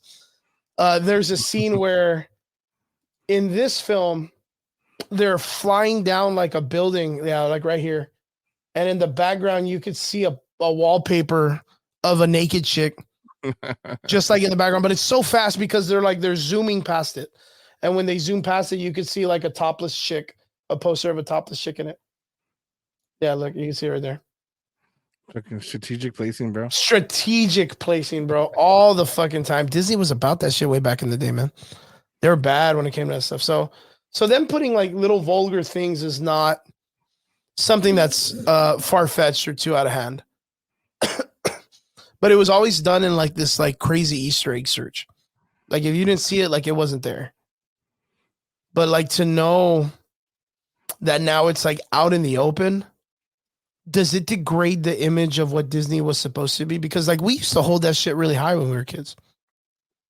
I mean, like did it already lose its flavor to us? I mean, Disney owns everything now, bro. So I think we just kind of found a reason to dig deeper. No. But what I mean is like, does it still hold like its brand in our eyes? Like its innocence, like its childlike innocence of being Disney? Or like is that long gone? Because I don't feel it anymore. I think because we grew up while Disney grew up, I guess you can say. You know what I mean? Yeah, no, that makes perfect sense. Because like I don't think a lot of the stuff is for kids. I kind of like that whole non-binary shit. You know what I mean? Mm-hmm. You remember him as Morph. I don't fucking remember him as shit. But now they want to take the character and spin this new shit on it. Mm-hmm. But I think because we grew up with it, because again, Disney targets the audience in our age because we're the ones that are taking our kids to Disney for a fucking reason and shit, you know? Mm-hmm. We're that fucking target audience and shit. They're just trying to rebrand and rebuild once they get Disney and Star Wars going again. It's going to be repeated. True. Wait till they reboot the fucking Avengers, bro. They reboot Captain America, bro. Yep. Oh, man, I'm telling you. Look, this was Morph. This guy. Mm-hmm. This is the fucking first episode.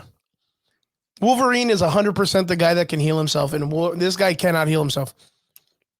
And all the Sentinels come out, and they're about to shoot Wolverine with a laser beam, which ain't gonna do shit to him. And Morph's like, Wolverine, watch out! And he pushes Wolverine out of the way, and it fucking hits him and kills that guy. And well, it doesn't kill him, but like, why did you do that, man? Like Wolverine could take that shit and tank that, man. He's all right. And Morph, what are you doing? But yeah, that's the character. A little bit weird with what they're gonna, I guess, apparently try to do with him now, right? Yeah. But we got to get at least. Hear me out. We got to at least give it some type of a chance. So we got to wait until it comes up. Then from there, we'll kind of see if it works or not. The new Morph can heal himself, but he can always kind of do that. But it was like kind of like Mystique, where she can casually use the powers. It wasn't in the sense of like she was going to have like Wolverine's healing ability, because like, then why not just stay as like the Living Tribunal or whatever character that's super strong? Getty says also Disney didn't grow up. They just been subverting innocence since the beginning. Well, that's a good way to put it. That's a really good way to put it. Yo, but what do you think? Okay.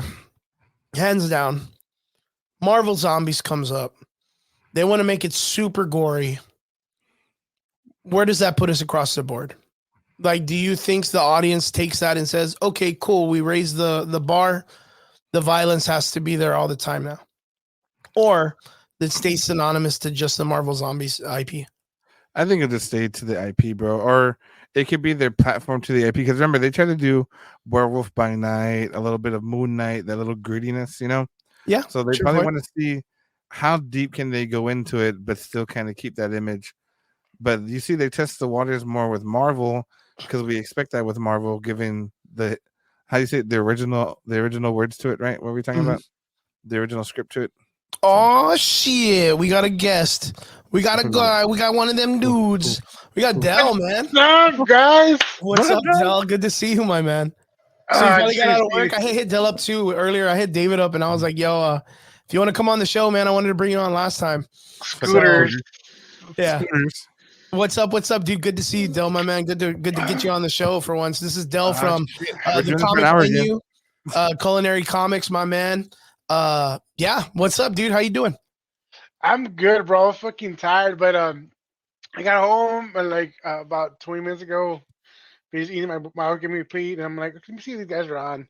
And I see talking to this to David over here. I'm like, what the fuck does this guy know about comics? Let me get out here. I know how to buy them. I know about them. But yeah, we have a couple things that we were talking about today. I'll throw you some. I'll give you some words, and you can give me like your shotgun answer to it. Okay, on the things that we talked about. Okay, so one. Madam Web. I haven't seen it yet. I heard a lot of negative shit. Even to the people that like were cool with the Marvels and good or everything that I thought it was sucked. They were always cool with everything. They hated it. Yep. And I'm like, the highest I've seen was like a 5.0 out of 10. And that was like on a good day. I think that's what he said. Pretty much that looks like he makes some fire elote. Bro, I can put it in my mouth, that's for sure. Yeah, my man. I mean, I didn't like the outfits. I was hoping that it was a good storyline. I heard the acting was good. The story sucked. See, so nobody can carry a movie without a good storyline. The acting can be with a good storyline, it makes it happen. But with no story, it's gonna bomb regardless. True. Okay, onward to the next one because we know that Madam Web sucks. Right, we're gonna catch you up real quick. We knew it sucks. X-Men. No, actually, you know what? Okay. X-Men 97 trailer. Your take? Yeah, we lost. What happened to Rogue's cake, bro? Like she went for her cake, her bootylicious booty, like Rogue and her accent, bro. Like she was a hot one, and now she's flatter than a surfboard. I'm like, nah, that's not my Rogue. Surfboard. That's awesome. I think I'm mistaken Morph with Darwin. Yeah. So and now he's I heard you talking about he's non-binary, and I saw that too. I'm like, he was technically a dude in the Exiles. I understand the reasoning behind it. It wasn't needed. I mean, now they're forced, not forcing, but like, well, it's another character that can morph into anything. Might as well make it non-binary. Like, why can't it be a dude that knows how to morph shit? Why? Yeah, because they're not talking about Mystique being non-binary. Well, technically, Mystique was what's his face's dad. Yeah, don't give me that shit because that was a shit story. Hey, I'm saying they've been changing shit up. You know what I mean? No, but you do know how stupid it sounds, right? Like just the idea of what you just said too was like, yo, Mystique is Daredevil, no, Nightcrawler's dad, right? And I'm like, fuck, dude. Someone wrote that shit out in script, and Marvel was like, fucking genius work, dude. Genius work. Let's print it. Make some art around this shit. Nah, bro. It's dumb, dude. And it's crazy because you just changed his whole backstory. Pretty much. You changed it, like who was supposed to be his father, this is and that, and then they go, well, we don't care about the comics. I don't know if you saw, like recently I shared a video about some guy talking about how come these movies are sucking. All the writers have been like, doing their interviews. A lot of them be like, they told us not to read the comics. They told us not to follow the comics. And I'm like, bro, I mean, you don't need to follow comics, but you need to know what that character is.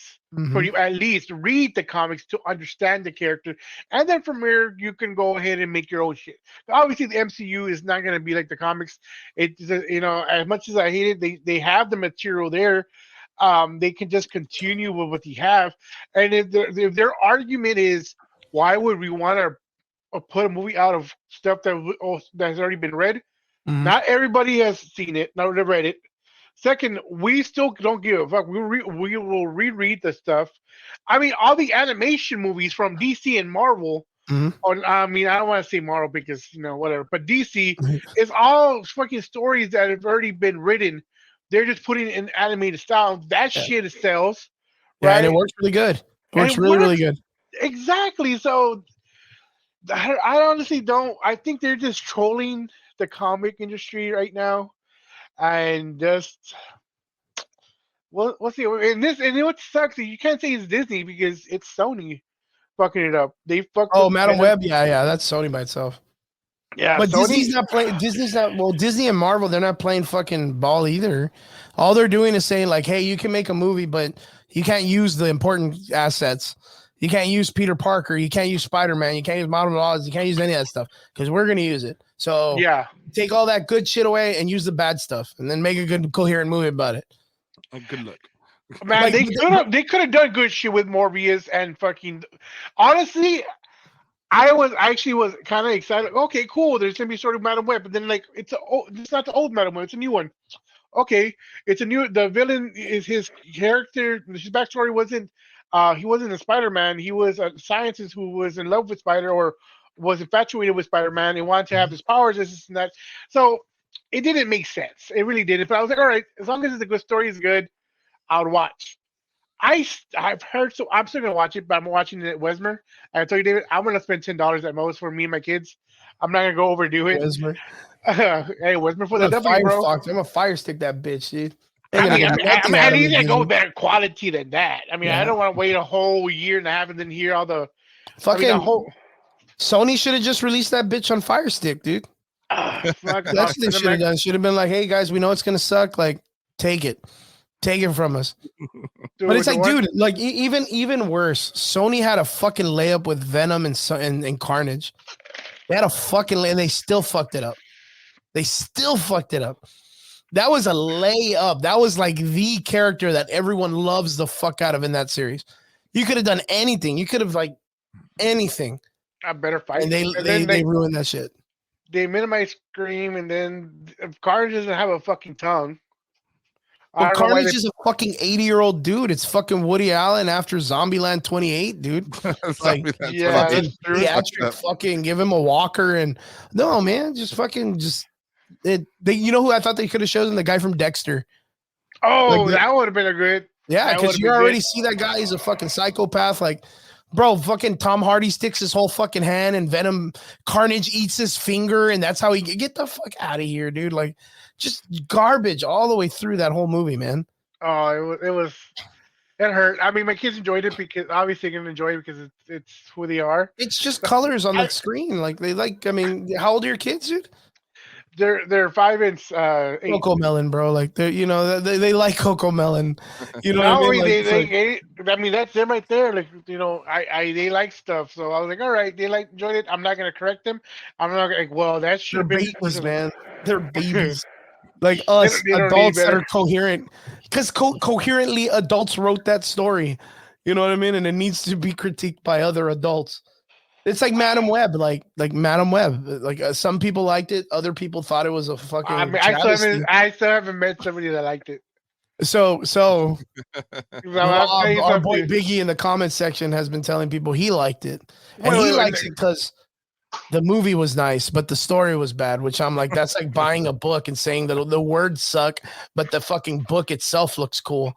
Like, I'm like, that doesn't make sense, dude. The art was good though. The art was good. The pictures. I mean, a lot of people write comics because of the art nowadays. They don't care about the story. It's like, oh, this is an artist I like, but it's still, it's a whole movie. You can't really compare. I mean, was the music is badass too? Was the soundtrack good?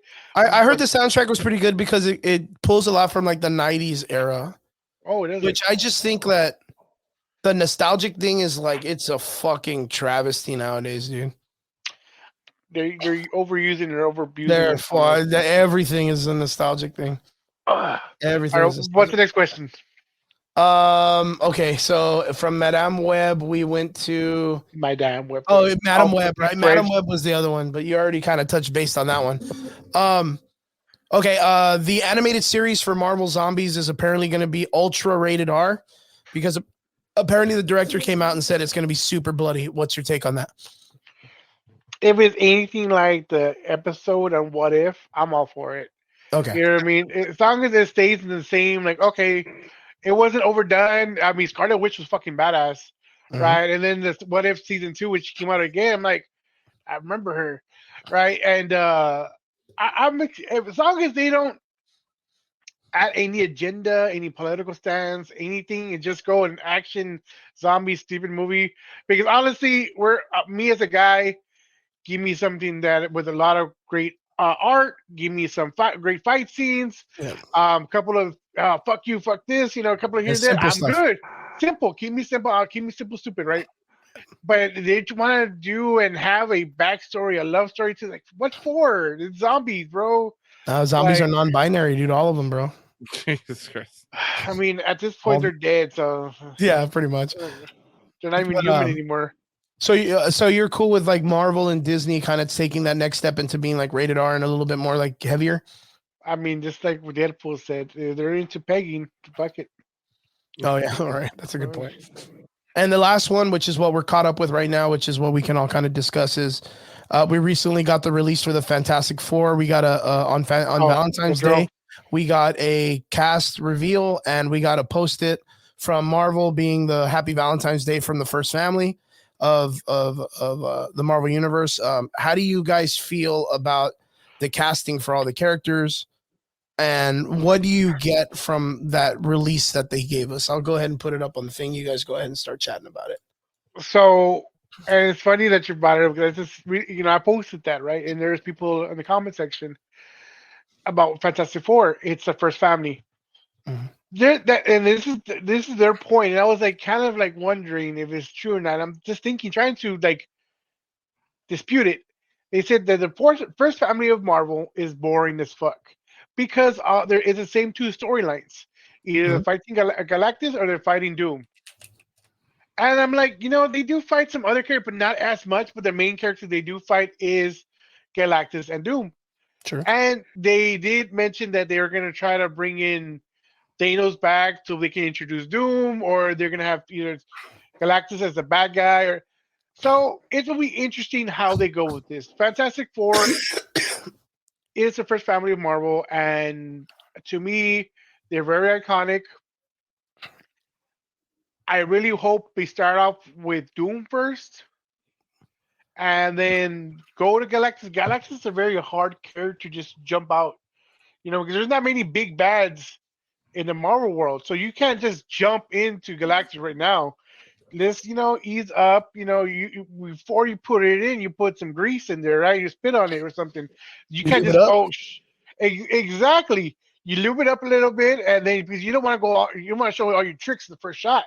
Mm-hmm. You know what I mean? You got to come back, clear out. Yeah, so that's what I think they need to do. Is calm down. The casting itself. At first, I was worried because I love Pedro, but I was like, I don't. But after a while, it kind of grew on me. All right, he did a great job in Last of Us as a white character. I can see this going pretty good.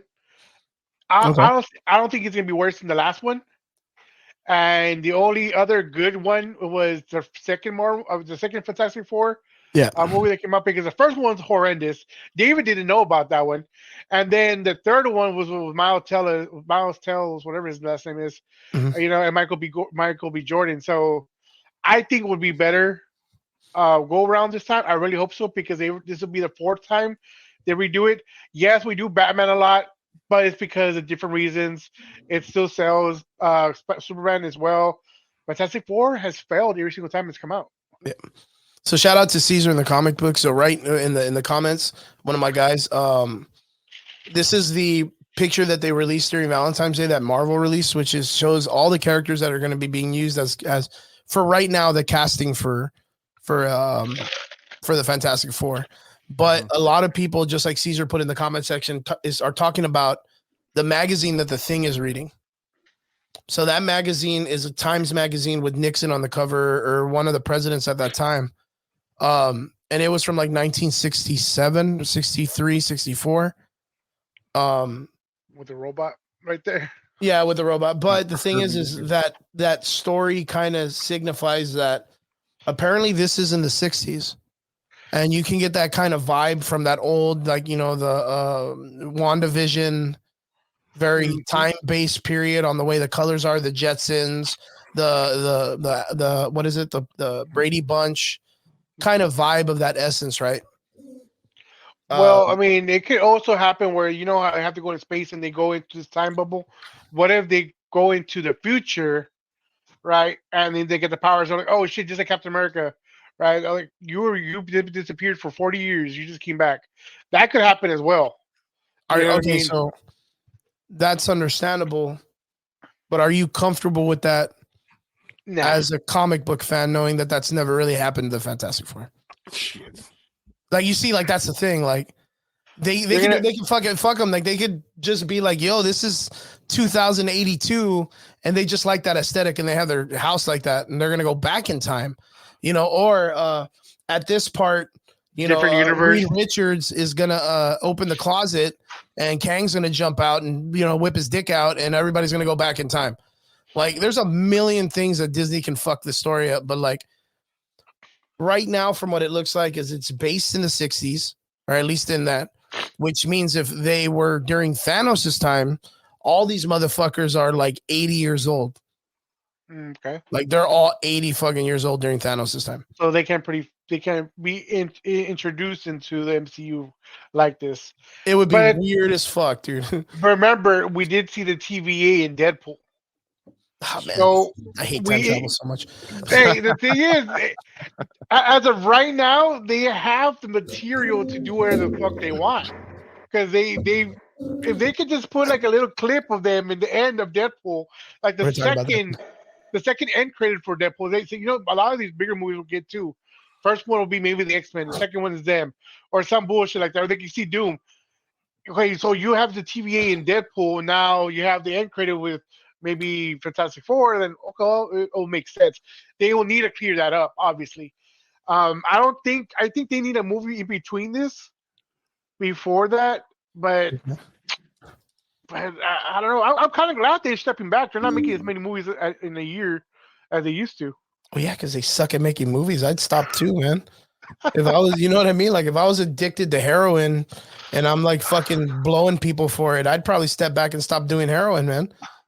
I mean, if you enjoy it before, Okay, David, what do you think, man? What's your take on this shit, bro? I think Pedro's gonna carry this on his fucking back, bro. The whole phase. He does all that all the time, bro. 100%, bro. He fucking carried fucking Mandalorian, bro.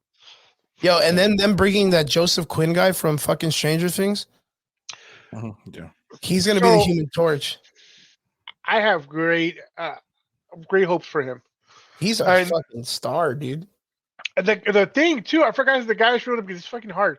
He is a good actor as well. I don't know who she is as much. I forgot to look into her, but she was in Argyle, wasn't she, or something? I heard Argyle fucking plummeted. I haven't seen that one. Yeah, Argyle was the recent one that came out. It's really bad, but I'm sure it wasn't her fault, but still, it's not the actor's fault, dude. Chris, did you? Okay, I'm sorry. We're talking about this. Don't. It's fine. It's fine. What you got? What you got, Della? Did you hear about?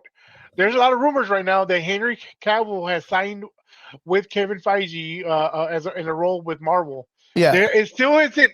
Know what it is, but he signed up for something, and I'm like, damn, DC just dropped the ball on that. Yeah, they did. Fucking 100%, bro. Like, and you know what? Like, I tell my guys all the time. I hope they make him fucking Hyperion. Look, I mean, Captain Britain is that's who everyone already knows.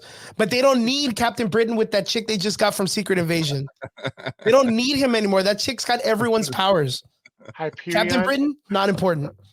So, but if they made him Hyperion, if they made him the Superman of the Marvel Universe, fuck DC, dude. Was she in the Hobbs and Shaw? I need to look into it now.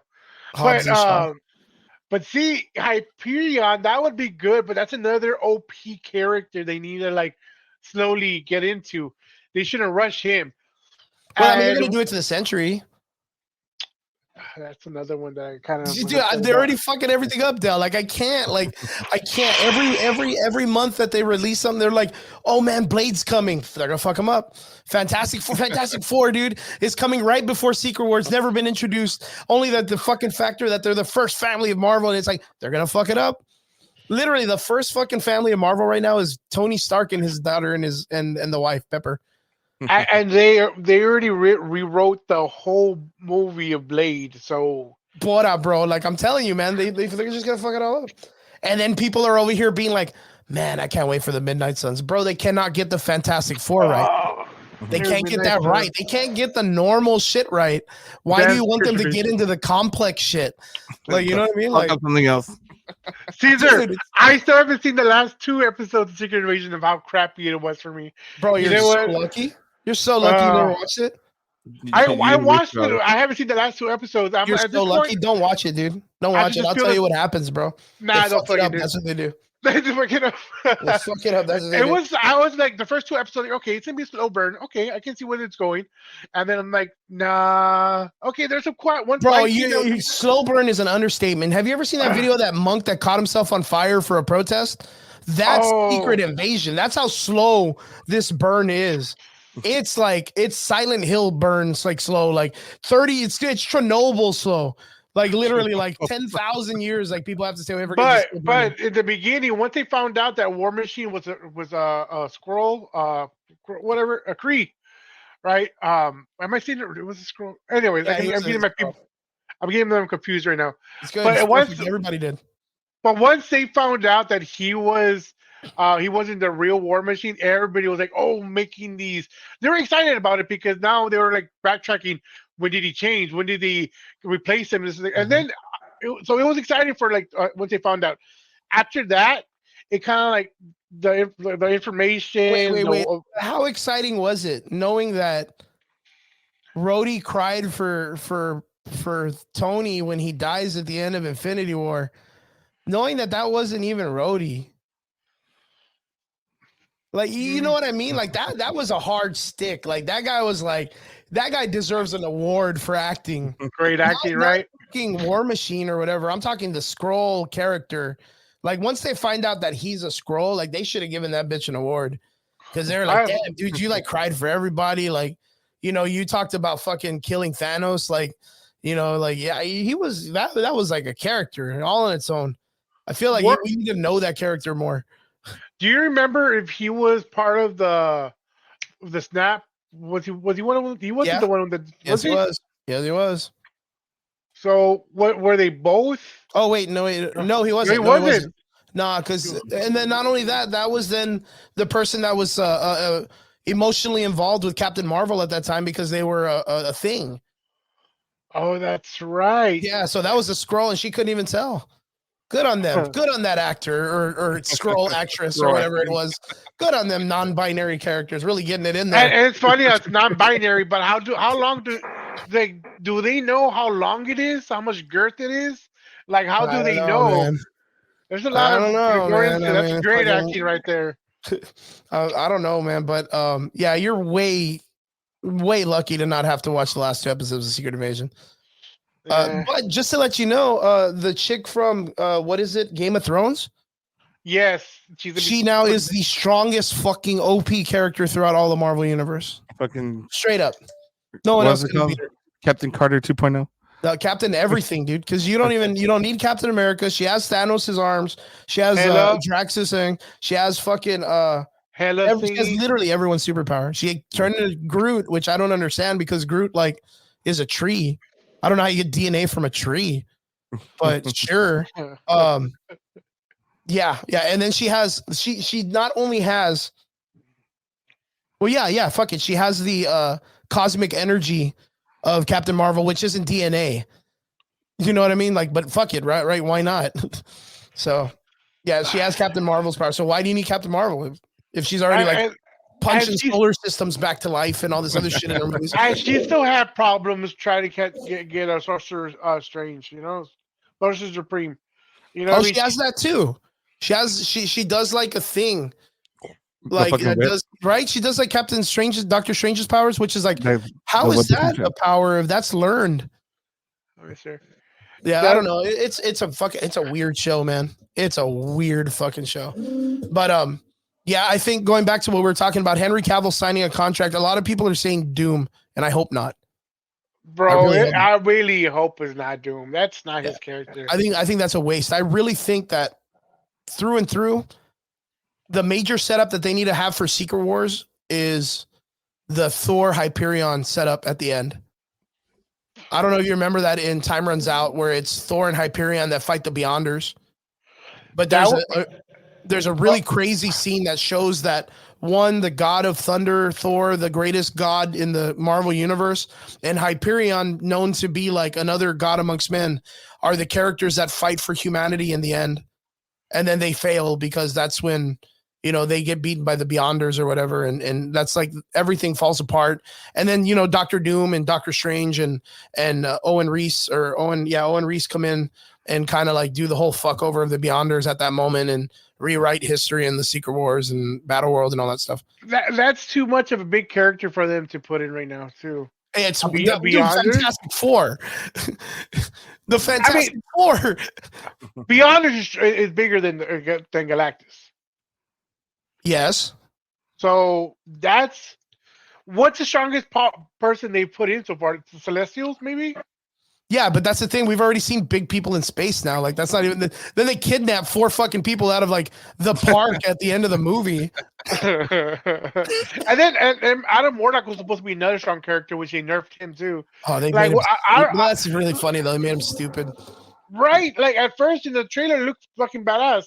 And then he's just an ordinary kid with strong powers, but he's still a baby form. Like, yeah, and they never really like give you a fundamental idea of what his power structure is. He just happens to be able to throw Gamora like nothing, throw Drax like nothing, fly, lasers, like fly super fast but can't save his mother. Like it's get his fucking ass reamed by the higher evolutionary or whatever. Higher evolutionary. Yeah, but like they never really explain like he doesn't what really a waste of a character, pretty much. Yeah, they wasted really him weird. Through and through. Yeah, it's super obscure on what his power set is. But like I think they can give us Galactus, and the reason why is because Galactus is like a synonymous name in the Marvel universe. Like people know who Galactus is. Like David, you're not like really huge comic book buff nerd, but you know who Galactus is. Of course, bro. See, like he's in video games, he's in fucking comic books, like he's all over the place. So if you can give me a Celestial and make that casually make sense in the Eternals, you can give me a dude in space that drives around in a Harley and eats planets, dude. I wouldn't even fucking flinch, dude. Bro, and then you're talking about them messing up Silver Surfer. Or not messing it up. They're putting Frankie Ray instead of the original. Well, not the original, like the well-known Silver Surfer. You know what I mean? So they're talking about. You're talking about what's his name, right? Savant or what's his name? I forgot his fucking name. The first one is the one before all or some shit. But the one I'm talking about was there's a lot of them. There's like 8 or 9 for Heralds of Galactus. Have been Heralds of Galactus and stuff. Yeah. You're talking about the female one, and then there's like the guy with the weird beard, straight beard. Oh, that one was cool though. Norrad, there we go. Thank you.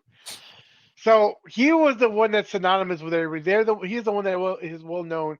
Yeah. They're gonna put Frankie Ray instead, supposedly. So yeah, the chick, right? Yeah. For no fucking reason. Like, why skip him, bro? Like why are you gonna skip the one where he? Well, I think it's one of those things like how, like with the Silver Surfer, like that's pretty much it. Like he's just silver and he has a board. I think it's one of those things like they'll bring in the chick and then she'll pass the mantle to Norrad. Well, he came before her. I know. So they can't do that. And then they're really gonna fuck up everything. But they already fucked up everything. Like, I mean, they just keep on like someone comes in and fucks something up, and then the next guy comes in, he's like, "Hold my pipe, dude. Hold my pipe. I'm gonna do it worse. I'm gonna do it way worse. Check this out. Nobody read comics. In fact, I want you all to read DC Comics because that doesn't have anything to do with this series. Like, and let's make a movie about fucking Silver Surfer. Go over there and read fucking the Commandos. What is it? The Howling Commandos or whatever. Or go read fucking Batman Dark Metal. And then let's come over here and write a Silver Surfer comic or movie and shit. And they're going to be like, well, that doesn't even make sense. He's like, yeah, fuck them, dude. Like, so I'm going to go to that comment right now. King Yeti. Bro, because, strong women. There is strong women in the fucking universe. And once they put the Marvels, everybody hates it. No, I don't. I give it a 7. Damn, you are really kind, bro. You're doing charity work, man. It was God just. damn. I hate the story behind it. What's up, Papa? Hold on. So we saw it, right? And Captain Marvel, Photon, and Miss Marvel are there. Yep. Oh, these are strong characters, right? You had Captain Marvel going one-on-one with Thanos. If Thanos doesn't have the fucking power stone, he would have been demolished by her. You get those three characters, and you're fighting a regular fucking villain, and she can go toe to toe with all three of y'all. Yeah, she's tanking everybody. Like, how do you nerf them? If you want to keep strong women, cool, keep them strong. Why you gotta nerf them? What's like? That didn't make sense to me. You're trying to promote them, but you're just fucking them over. So I was really disappointed with that bullshit. Yeah, I think you're very generous. I think Marvel needs to send you some red carpet tickets for the next film, because that's extremely nice of you to say that the Marvels was a 7. I mean, they're lucky to get rated, man. I mean, Madam Web. I mean, fucking. At least it's better than Madam Web, dude. Honestly, what I was hearing is worse than the Eternals. So it was like in the top of all the movies that keep come out, it's like the last. Can you imagine it? Can you imagine that Captain Marvel, like a character that they've had so much struggle with making a coherent story in the comic books, and then be like, yo, this is going to be the greatest comic book character to bring to film, gets tanked by the Eternals, dude. So you thought like the weirdest like group of people in comic book history, minus the Inhumans. Like it tanks Captain Marvel. It doesn't even take much, bro, because when she was like back in the day, Captain Marvel with the black costume with the yellow S, and she was like more about like her reputation. Like it at least gave some interesting thought on the turmoil of the character dealing with her own like in a like unconfidence and self-worth, right? But like straight, dude, like it was beaten by the Eternals, and the Eternals was weird. Like the Eternals was literally the Eternals, like straight up at the end of the movie, people are in a park and 5 people get sucked into space by giant creatures in space, and no one blinked an eye. They just watched them get sucked into space like aliens, and they're just like, oh fuck, I think I need to go buy bread. Let me go real quick. Like they didn't give a shit. I would be so scared of this world, man. I would be just. You know what movie I was surprised that I enjoyed it. I get this one an 8. People are gonna kill me. It's gonna be Shang-Chi. Shang-Chi was all right. Yeah, it was good. A lot of people are hating it. I'm like, why? If anybody says it's bad and they hate it, tell them to go back and watch it right now and watch them enjoy the fuck out of it when it was good. When Marvel was okay. And it was decent. Like now it's like everything below. Just subpar, dude. And then you had She-Hulk, which I loved the character before. And then I saw the show and I'm like, no, it wasn't for me. They showed Abomination for like 5 seconds. Yep. Right. And like that's a cool character right there. You had a lot of opportunity in that show, but you focused it on other things that weren't important.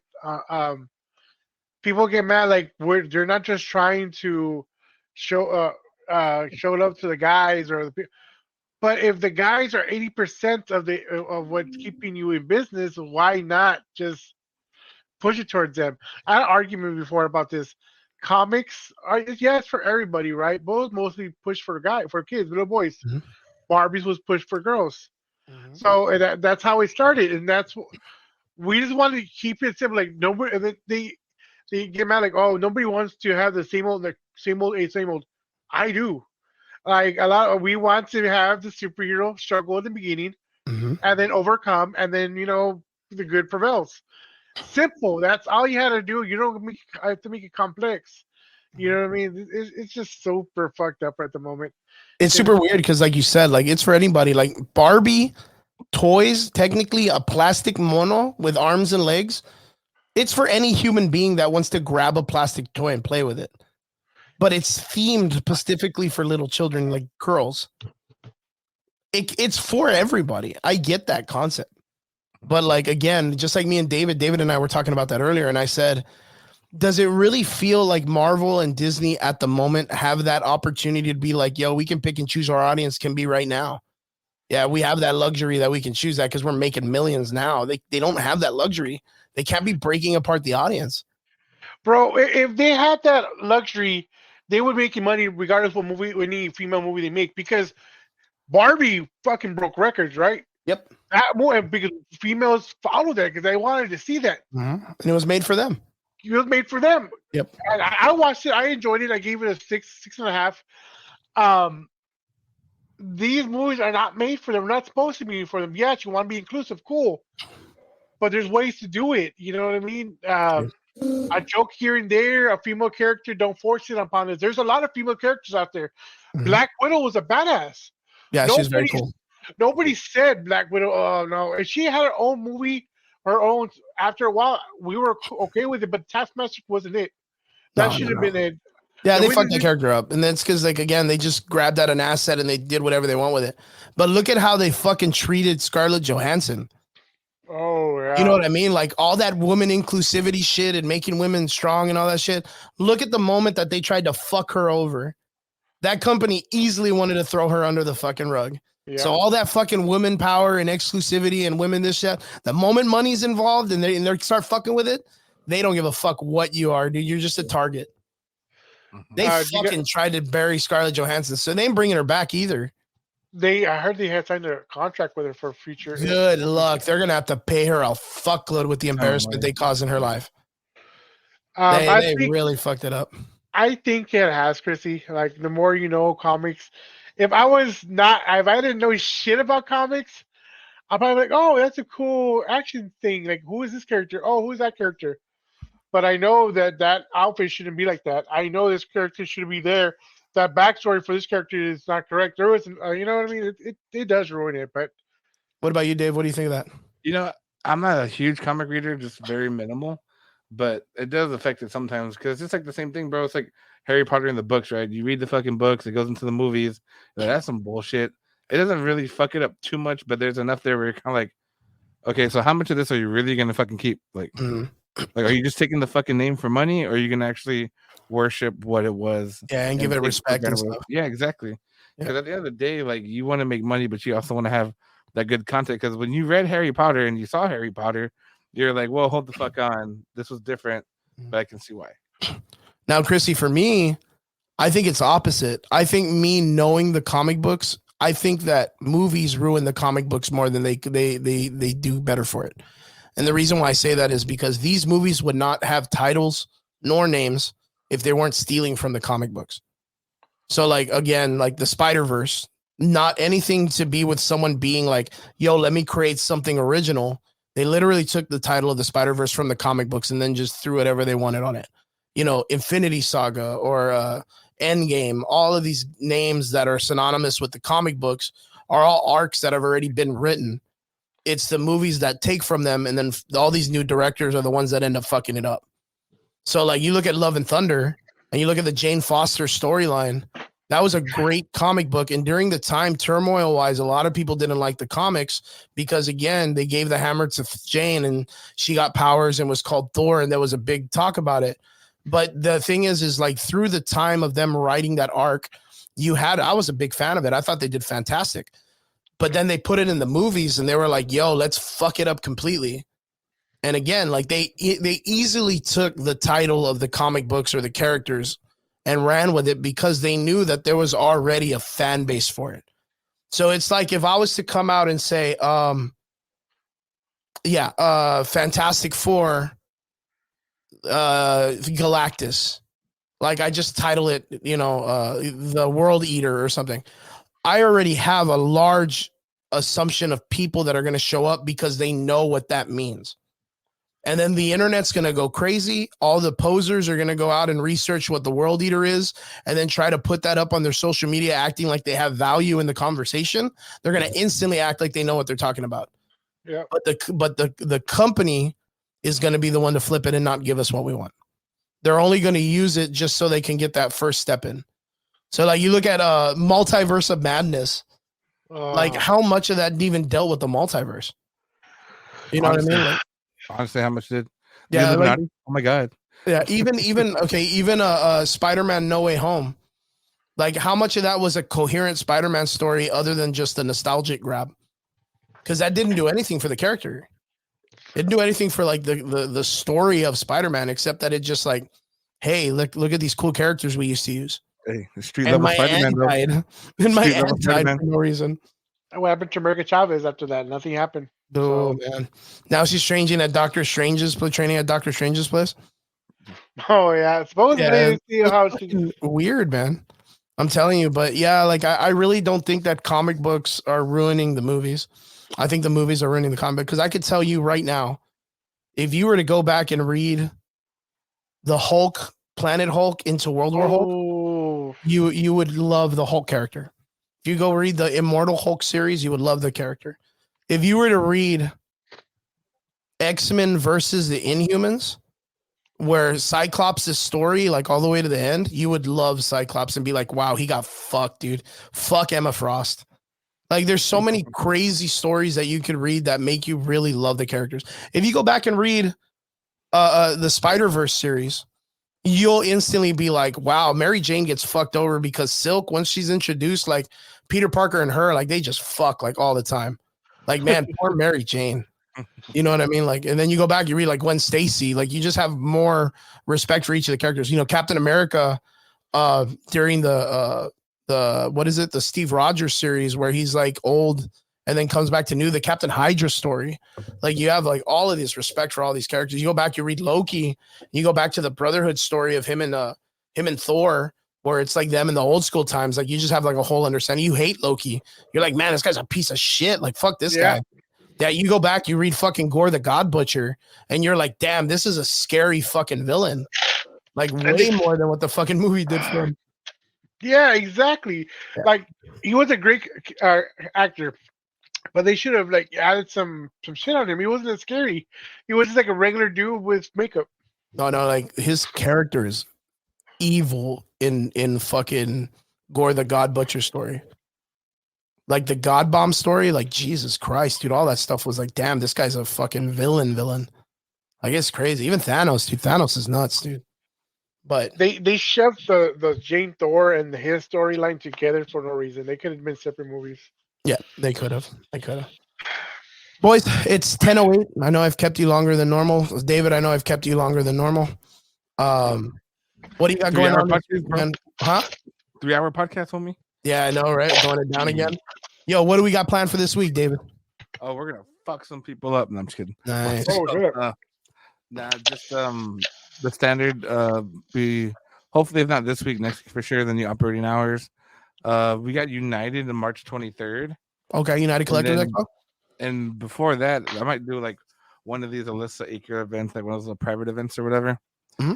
So just to get some more flyers out there, but. That's going to be my week, bro. Other than my podcast, I got to figure out who I'm going to get on that wants to be a pre-recorded. Maybe you, Chris. I don't know. We'll see what happens. Oh, shit. Pre-recorded? I was there. More cuss words. 100%, bro. Fucking deal. Can I cuss? Fuck yeah, you cuss. I had to put check, bro, because, I already knew Chris's show is always, shit, this, shit, that. We keep talking like, it's. Yeah, fuck. Yeah, we always joke. I forgot. I had Honda from the Popular Loner this week, and he was like, "Oh, dude, can we say bad words?" I was like, "Fuck yeah." Fuck yeah. That's the best feeling, bro. He's like, "Yes." Del, what about you, my man? Thank you for coming on the show, but what do we got coming on this week for you, dude? For me, I have a show on Tuesday where I sell with Simba You're Comics. busy, man, dude. Yeah, I and then Wednesday I have Big Time Collectibles with Lost Boy Comics. So Big Time Collectibles, I don't know if you know, he does a lot of big exclusives, and he works with Marvel and DC. He does all these New York Comic Con, MegaCon, all this other stuff. He's pretty big, and he'll be on. His name is Nelson Chua. He's from North Grand Prairie, Texas. And then I have Lost Boy Comics, and then my buddy Caesar will be on as well. He's recovering from his heart attack, so he's doing better. And what else? Oh yeah, I gotta promote Sworn Festival. If y'all know who Lady Death is. Lady Death from the comic books, yeah. So the creator, he has a festival called Sworn Festival, and Clam McDonald will be there, which is one I work for. He's gonna be and they'll be live with the creator, and they're going to be doing all these exclusive signings and original art there. So that'll be this weekend, guys. Damn, where's that at, dude? I think it's Indianapolis. I can't remember that. So Wait, where are you located though? Are you here? I'm here. I'm in La Villa, like right next to us. But they do everything over there. They do live shows, and if you pay for them, they will get the artist. Have the artist sign it. They'll charge you the fee, and they'll send it out to get graded at TGC, CBCS. So they're great people because they have original art at all times. I get a lot of my shit, like all of my. Where is it? Like don't worry, bro. I got it right here. Like no, dude, yeah, he's just pulling out comics all over the place and shit. So this is from them. This is from John Romita Jr. and he personalized it. Where is it? I'm gonna ask you to do that fucking pose, bro, because that's bullshit. Those feet, dude. Look at that. It's Hi Trey and Hi Toby. They're my boys. And signed by John Romita Jr. right there. I'm gonna tell him to do that fucking jump, dude. I'm gonna tell him to do that shit over like a little horse or over a pole. I'm gonna be like, do that with your feet, bitch. Let's see if you land that shit. Hey, you got one of my exclusives right there, David, don't you? They're covered with white on it with a Green Reaper. That's my exclusive. Look, that one. Now David owns one of my own. Oh, that looks gorgeous, dude. Right. And I have some New York Comic Con exclusives here. That looks like the shit that you see on like those big lifted trucks and shit with the American flag on it. Oh yeah, I can see that. Way, like with the fucking Grim Reaper and the flag and the fucking stars and stripes in there for some reason, just out of nowhere. I kind of miss doing my own exclusives, my own comics in the back. Did you do that shit or what? No, I don't know. I had an artist. Oh, I was like, fuck, bro. Like, what are you doing, man? Stop podcasting. Oh, shit. If I could, I have a lot of friends that are artists, so they will draw and all this stuff. Like this one, like you'll have my. Let me put my shit out real quick. I'm telling you, dude. I know, dude. Dale's always pulling out some random shit, dude, in his stories and shit. Right here, Culinary Comics in the back of this New York Comic Con. Damn. So dude. Like my logo's right there behind me. So I had. Like I was part of so many groups and all that stuff, but I calmed down, bro. It's really expensive to do all this shit. So I was like, I'll get back to it later. I have all my connections still, but I'll get into it once again. Well, good shit, man. So Del, let me know real quick. I know before we let you go and stuff like that, before we let both you guys go, you run a coffee shop, dude. Yeah, I'm one of the managers for Scooters. Obviously. What it do? Let me know what's up. What's going on with that shit? How's it been going? Bro? There's one in Ehrenberg, one in Mission, one in Harlingen, and one in Elsa. Mm-hmm. And I want to see we are better than Starbucks for sure. There's another company too, but you guys make some big ass cups of coffee for like way cheaper than Starbucks, man. Oh, compared to Starbucks, yeah. I know we're like right there with Dutch Bros. Yeah. So I think they're our bigger competition, not Starbucks. Starbucks is just the name, but when it comes to flavor wise, us and Dutch Bros are going back and forth. Yeah, Starbucks, you just a name, bitch. Dollar General and shit. Fuck yeah. But it's fun, bro. I mean, I got to learn a lot of more shit, more coffee. I smell like coffee right now. Like nice. my wife loves it. It's like my own cologne now. I was gonna say people buy the body washes of that shit, so you're good. Shit. I don't smell it when I'm at work, but once I get home, my wife makes me some carne or something, and then I smell myself. I'm like, damn, I smell nasty, bro. I smell like old coffee. Yeah, I do. I'm smelling myself. After this, I'm gonna take out my shirt. I'm gonna wave it all off. Like, yeah, that's the OnlyFans hour, dude. Hey, I gotta make money. Sorry to cut you off, but Madam Web is the best movie. Oh, Robert, get the fuck out of here. Robert, bro. That's gonna get canceled. Bro, I'm like, yo, I bought the book, but I didn't read the story. The words suck, but the book is great. It was nice. It's a great hardcover.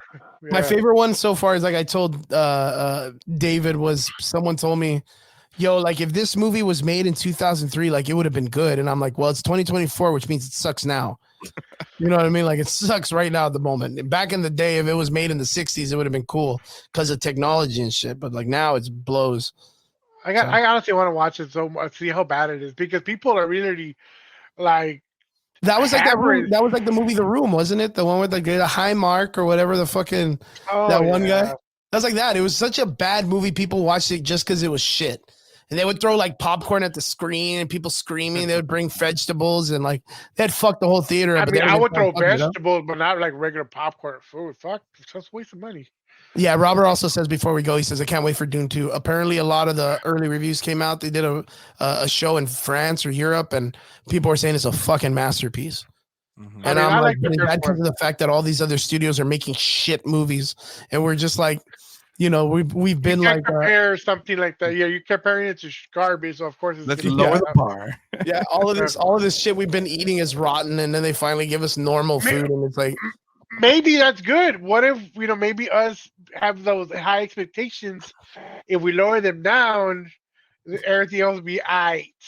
I mean, yeah, I'm but then waiting. I'm that waiting just for an makes aight people- movie No, don't do that. because Don't there do hasn't it. been an aight movie at all. At least something where I I know, can. but we gotta hold these people more accountable. They gotta stand on business. Like You fucking gotta stand Robert on said, business. You gotta hold them accountable, and when they suck, you need to tell them, "Hey, man, you suck." And then they'll be like, "No, you're not the audience," and I'll be like, "Fuck you and your audience. You suck." You honestly ain't paying for your bills, bro. That's for sure. Yeah, I know, man. But yeah, it is what it is. Dave and Del. Well, so Dave, where can we find you on the internet, on the interwebs, bro? Where can we find you? Shit, Back on the page. interwebs. Yeah, where you can we go- find you on the interwebs? Onlyfans.com. Yeah, baby. What's it called? Adam Collections, guys. You can go to adam-collections.com. It'll take you to all the social medias. We do have Whatnots on Thursday. It's kind of my busiest day. And of course, the podcast on Friday. And I'll be open throughout the week. It looks like it's going to be Monday, Tuesday, closed to the public. And then open Wednesday through Sunday, pretty much 11 to 4, except the weekend is going to be like 10 to 7. Excellent. Del, where can we find you, my man? Hey, you know what's funny? I forgot to mention it. I used to work for Whatnot. For a while, yeah, I used to work for them. I used to run all the events too for comics. So it's just funny, like, I'm like, fuck Whatnot, bro. Nah, no shit. You're not wrong. I just know a lot of shit in the back. So, like Chris is, bro. I've been everywhere. So I met a lot of these cool publishers and shit because of Whatnot. So, and they took me to Denver, Colorado, and I was able to sell in the. That's what they used to do: go to each con and sell with sellers and stuff. It was in a big dome. I was part of that. I used to sell. It was fun. I'm not gonna lie. And they provided me free books, and I sold those books, and I would make I spent like 4,000 the trip. I usually make it in 2 hours to doing shows there. So it was fun, but there's a lot of sketchy shit, and but my friends are still there. Y'all are still there, so. I hope y'all are doing well, whatever. Reach me at Color Comics on TikTok. YouTube, I am the Comic Menu. It's the same on Facebook. And on Instagram is also the Comic Menu. Please drop a like and follow on the Comic Menu on Facebook. We're about 200 away from 28,000. So I'm trying to hit 30K before my 1 year anniversary. And that's on what? YouTube, or is that on Facebook? Damn. I'm actually getting monetized, bro. Like finally on Facebook. There you go, brother. There you go. Good shit, man. Well, good work, brother. Good work. So, Del, good to have you on the show. David, of course, always a pleasure having you. You guys are always welcome on the hot seat. Come in and talk shit about all the comic book shit we hate and love. Next one, I'm not really sure what's coming up in the sense of comic books or anything, but I'm guessing Deadpool 3? Or what's going to be the next film that's coming out? I don't know if you talked about fucking Aquaman because that one had come out, but I think you have. Fuck Aquaman, dude. That was a right movie, honestly. Yeah, that dude just talks to fucking fish, bro. Like that's it. Invincible comes out in March. Yeah, Invincible comes out in March. Okay. What else comes out? Dune 2 is going to be coming out soon. Like I'm talking like 2-3 weeks, and the first one was good. Political, artsy. Like if you're not really into that shit, it's very boring. Other than that, but like, if you know what it's about, then part 2 is going to be a fucking banger. And are you watching like, Madam Web? Really, really good. Yeah, I think Dune 2. I think Dune 2 is a really good film. Are you gonna watch Madam Web? Fuck no. Not even like in the Westward Driver, like $10 or yeah, bro. Stream that shit, bro. I'm gonna fire stick that bitch and fall asleep on purpose twice. That's fucked up. Damn. Yeah. I don't think it's a long movie. If you don't send me a copy of this film, no one's gonna watch this bitch. I ain't gonna watch shit, dude. You can send me a fucking free popcorn bottle or whatever the fuck. I ain't gonna watch it. A popcorn Yeah, bottle. I'm gonna do my meth out of your fucking popcorn bucket, dude. But yeah, I ain't gonna watch that shit. There's no purpose. Like, I mean, I thought she was cool for like 5 seconds in the cartoon when I was a kid. Other than that, I give a fuck about Madam Web. Mhm. Like, and I don't know. Like, I know you're a big comic book fan, Del. Like, how much did you care about Madam Web growing up after that shit? Real quick, I'll be Tony. fucking honest, though. If you want me, if you want to promote me, I'm down. I don't give a fuck. I'll sell my soul. I was She just came in to piss off Peter Parker, and she wasn't that interesting.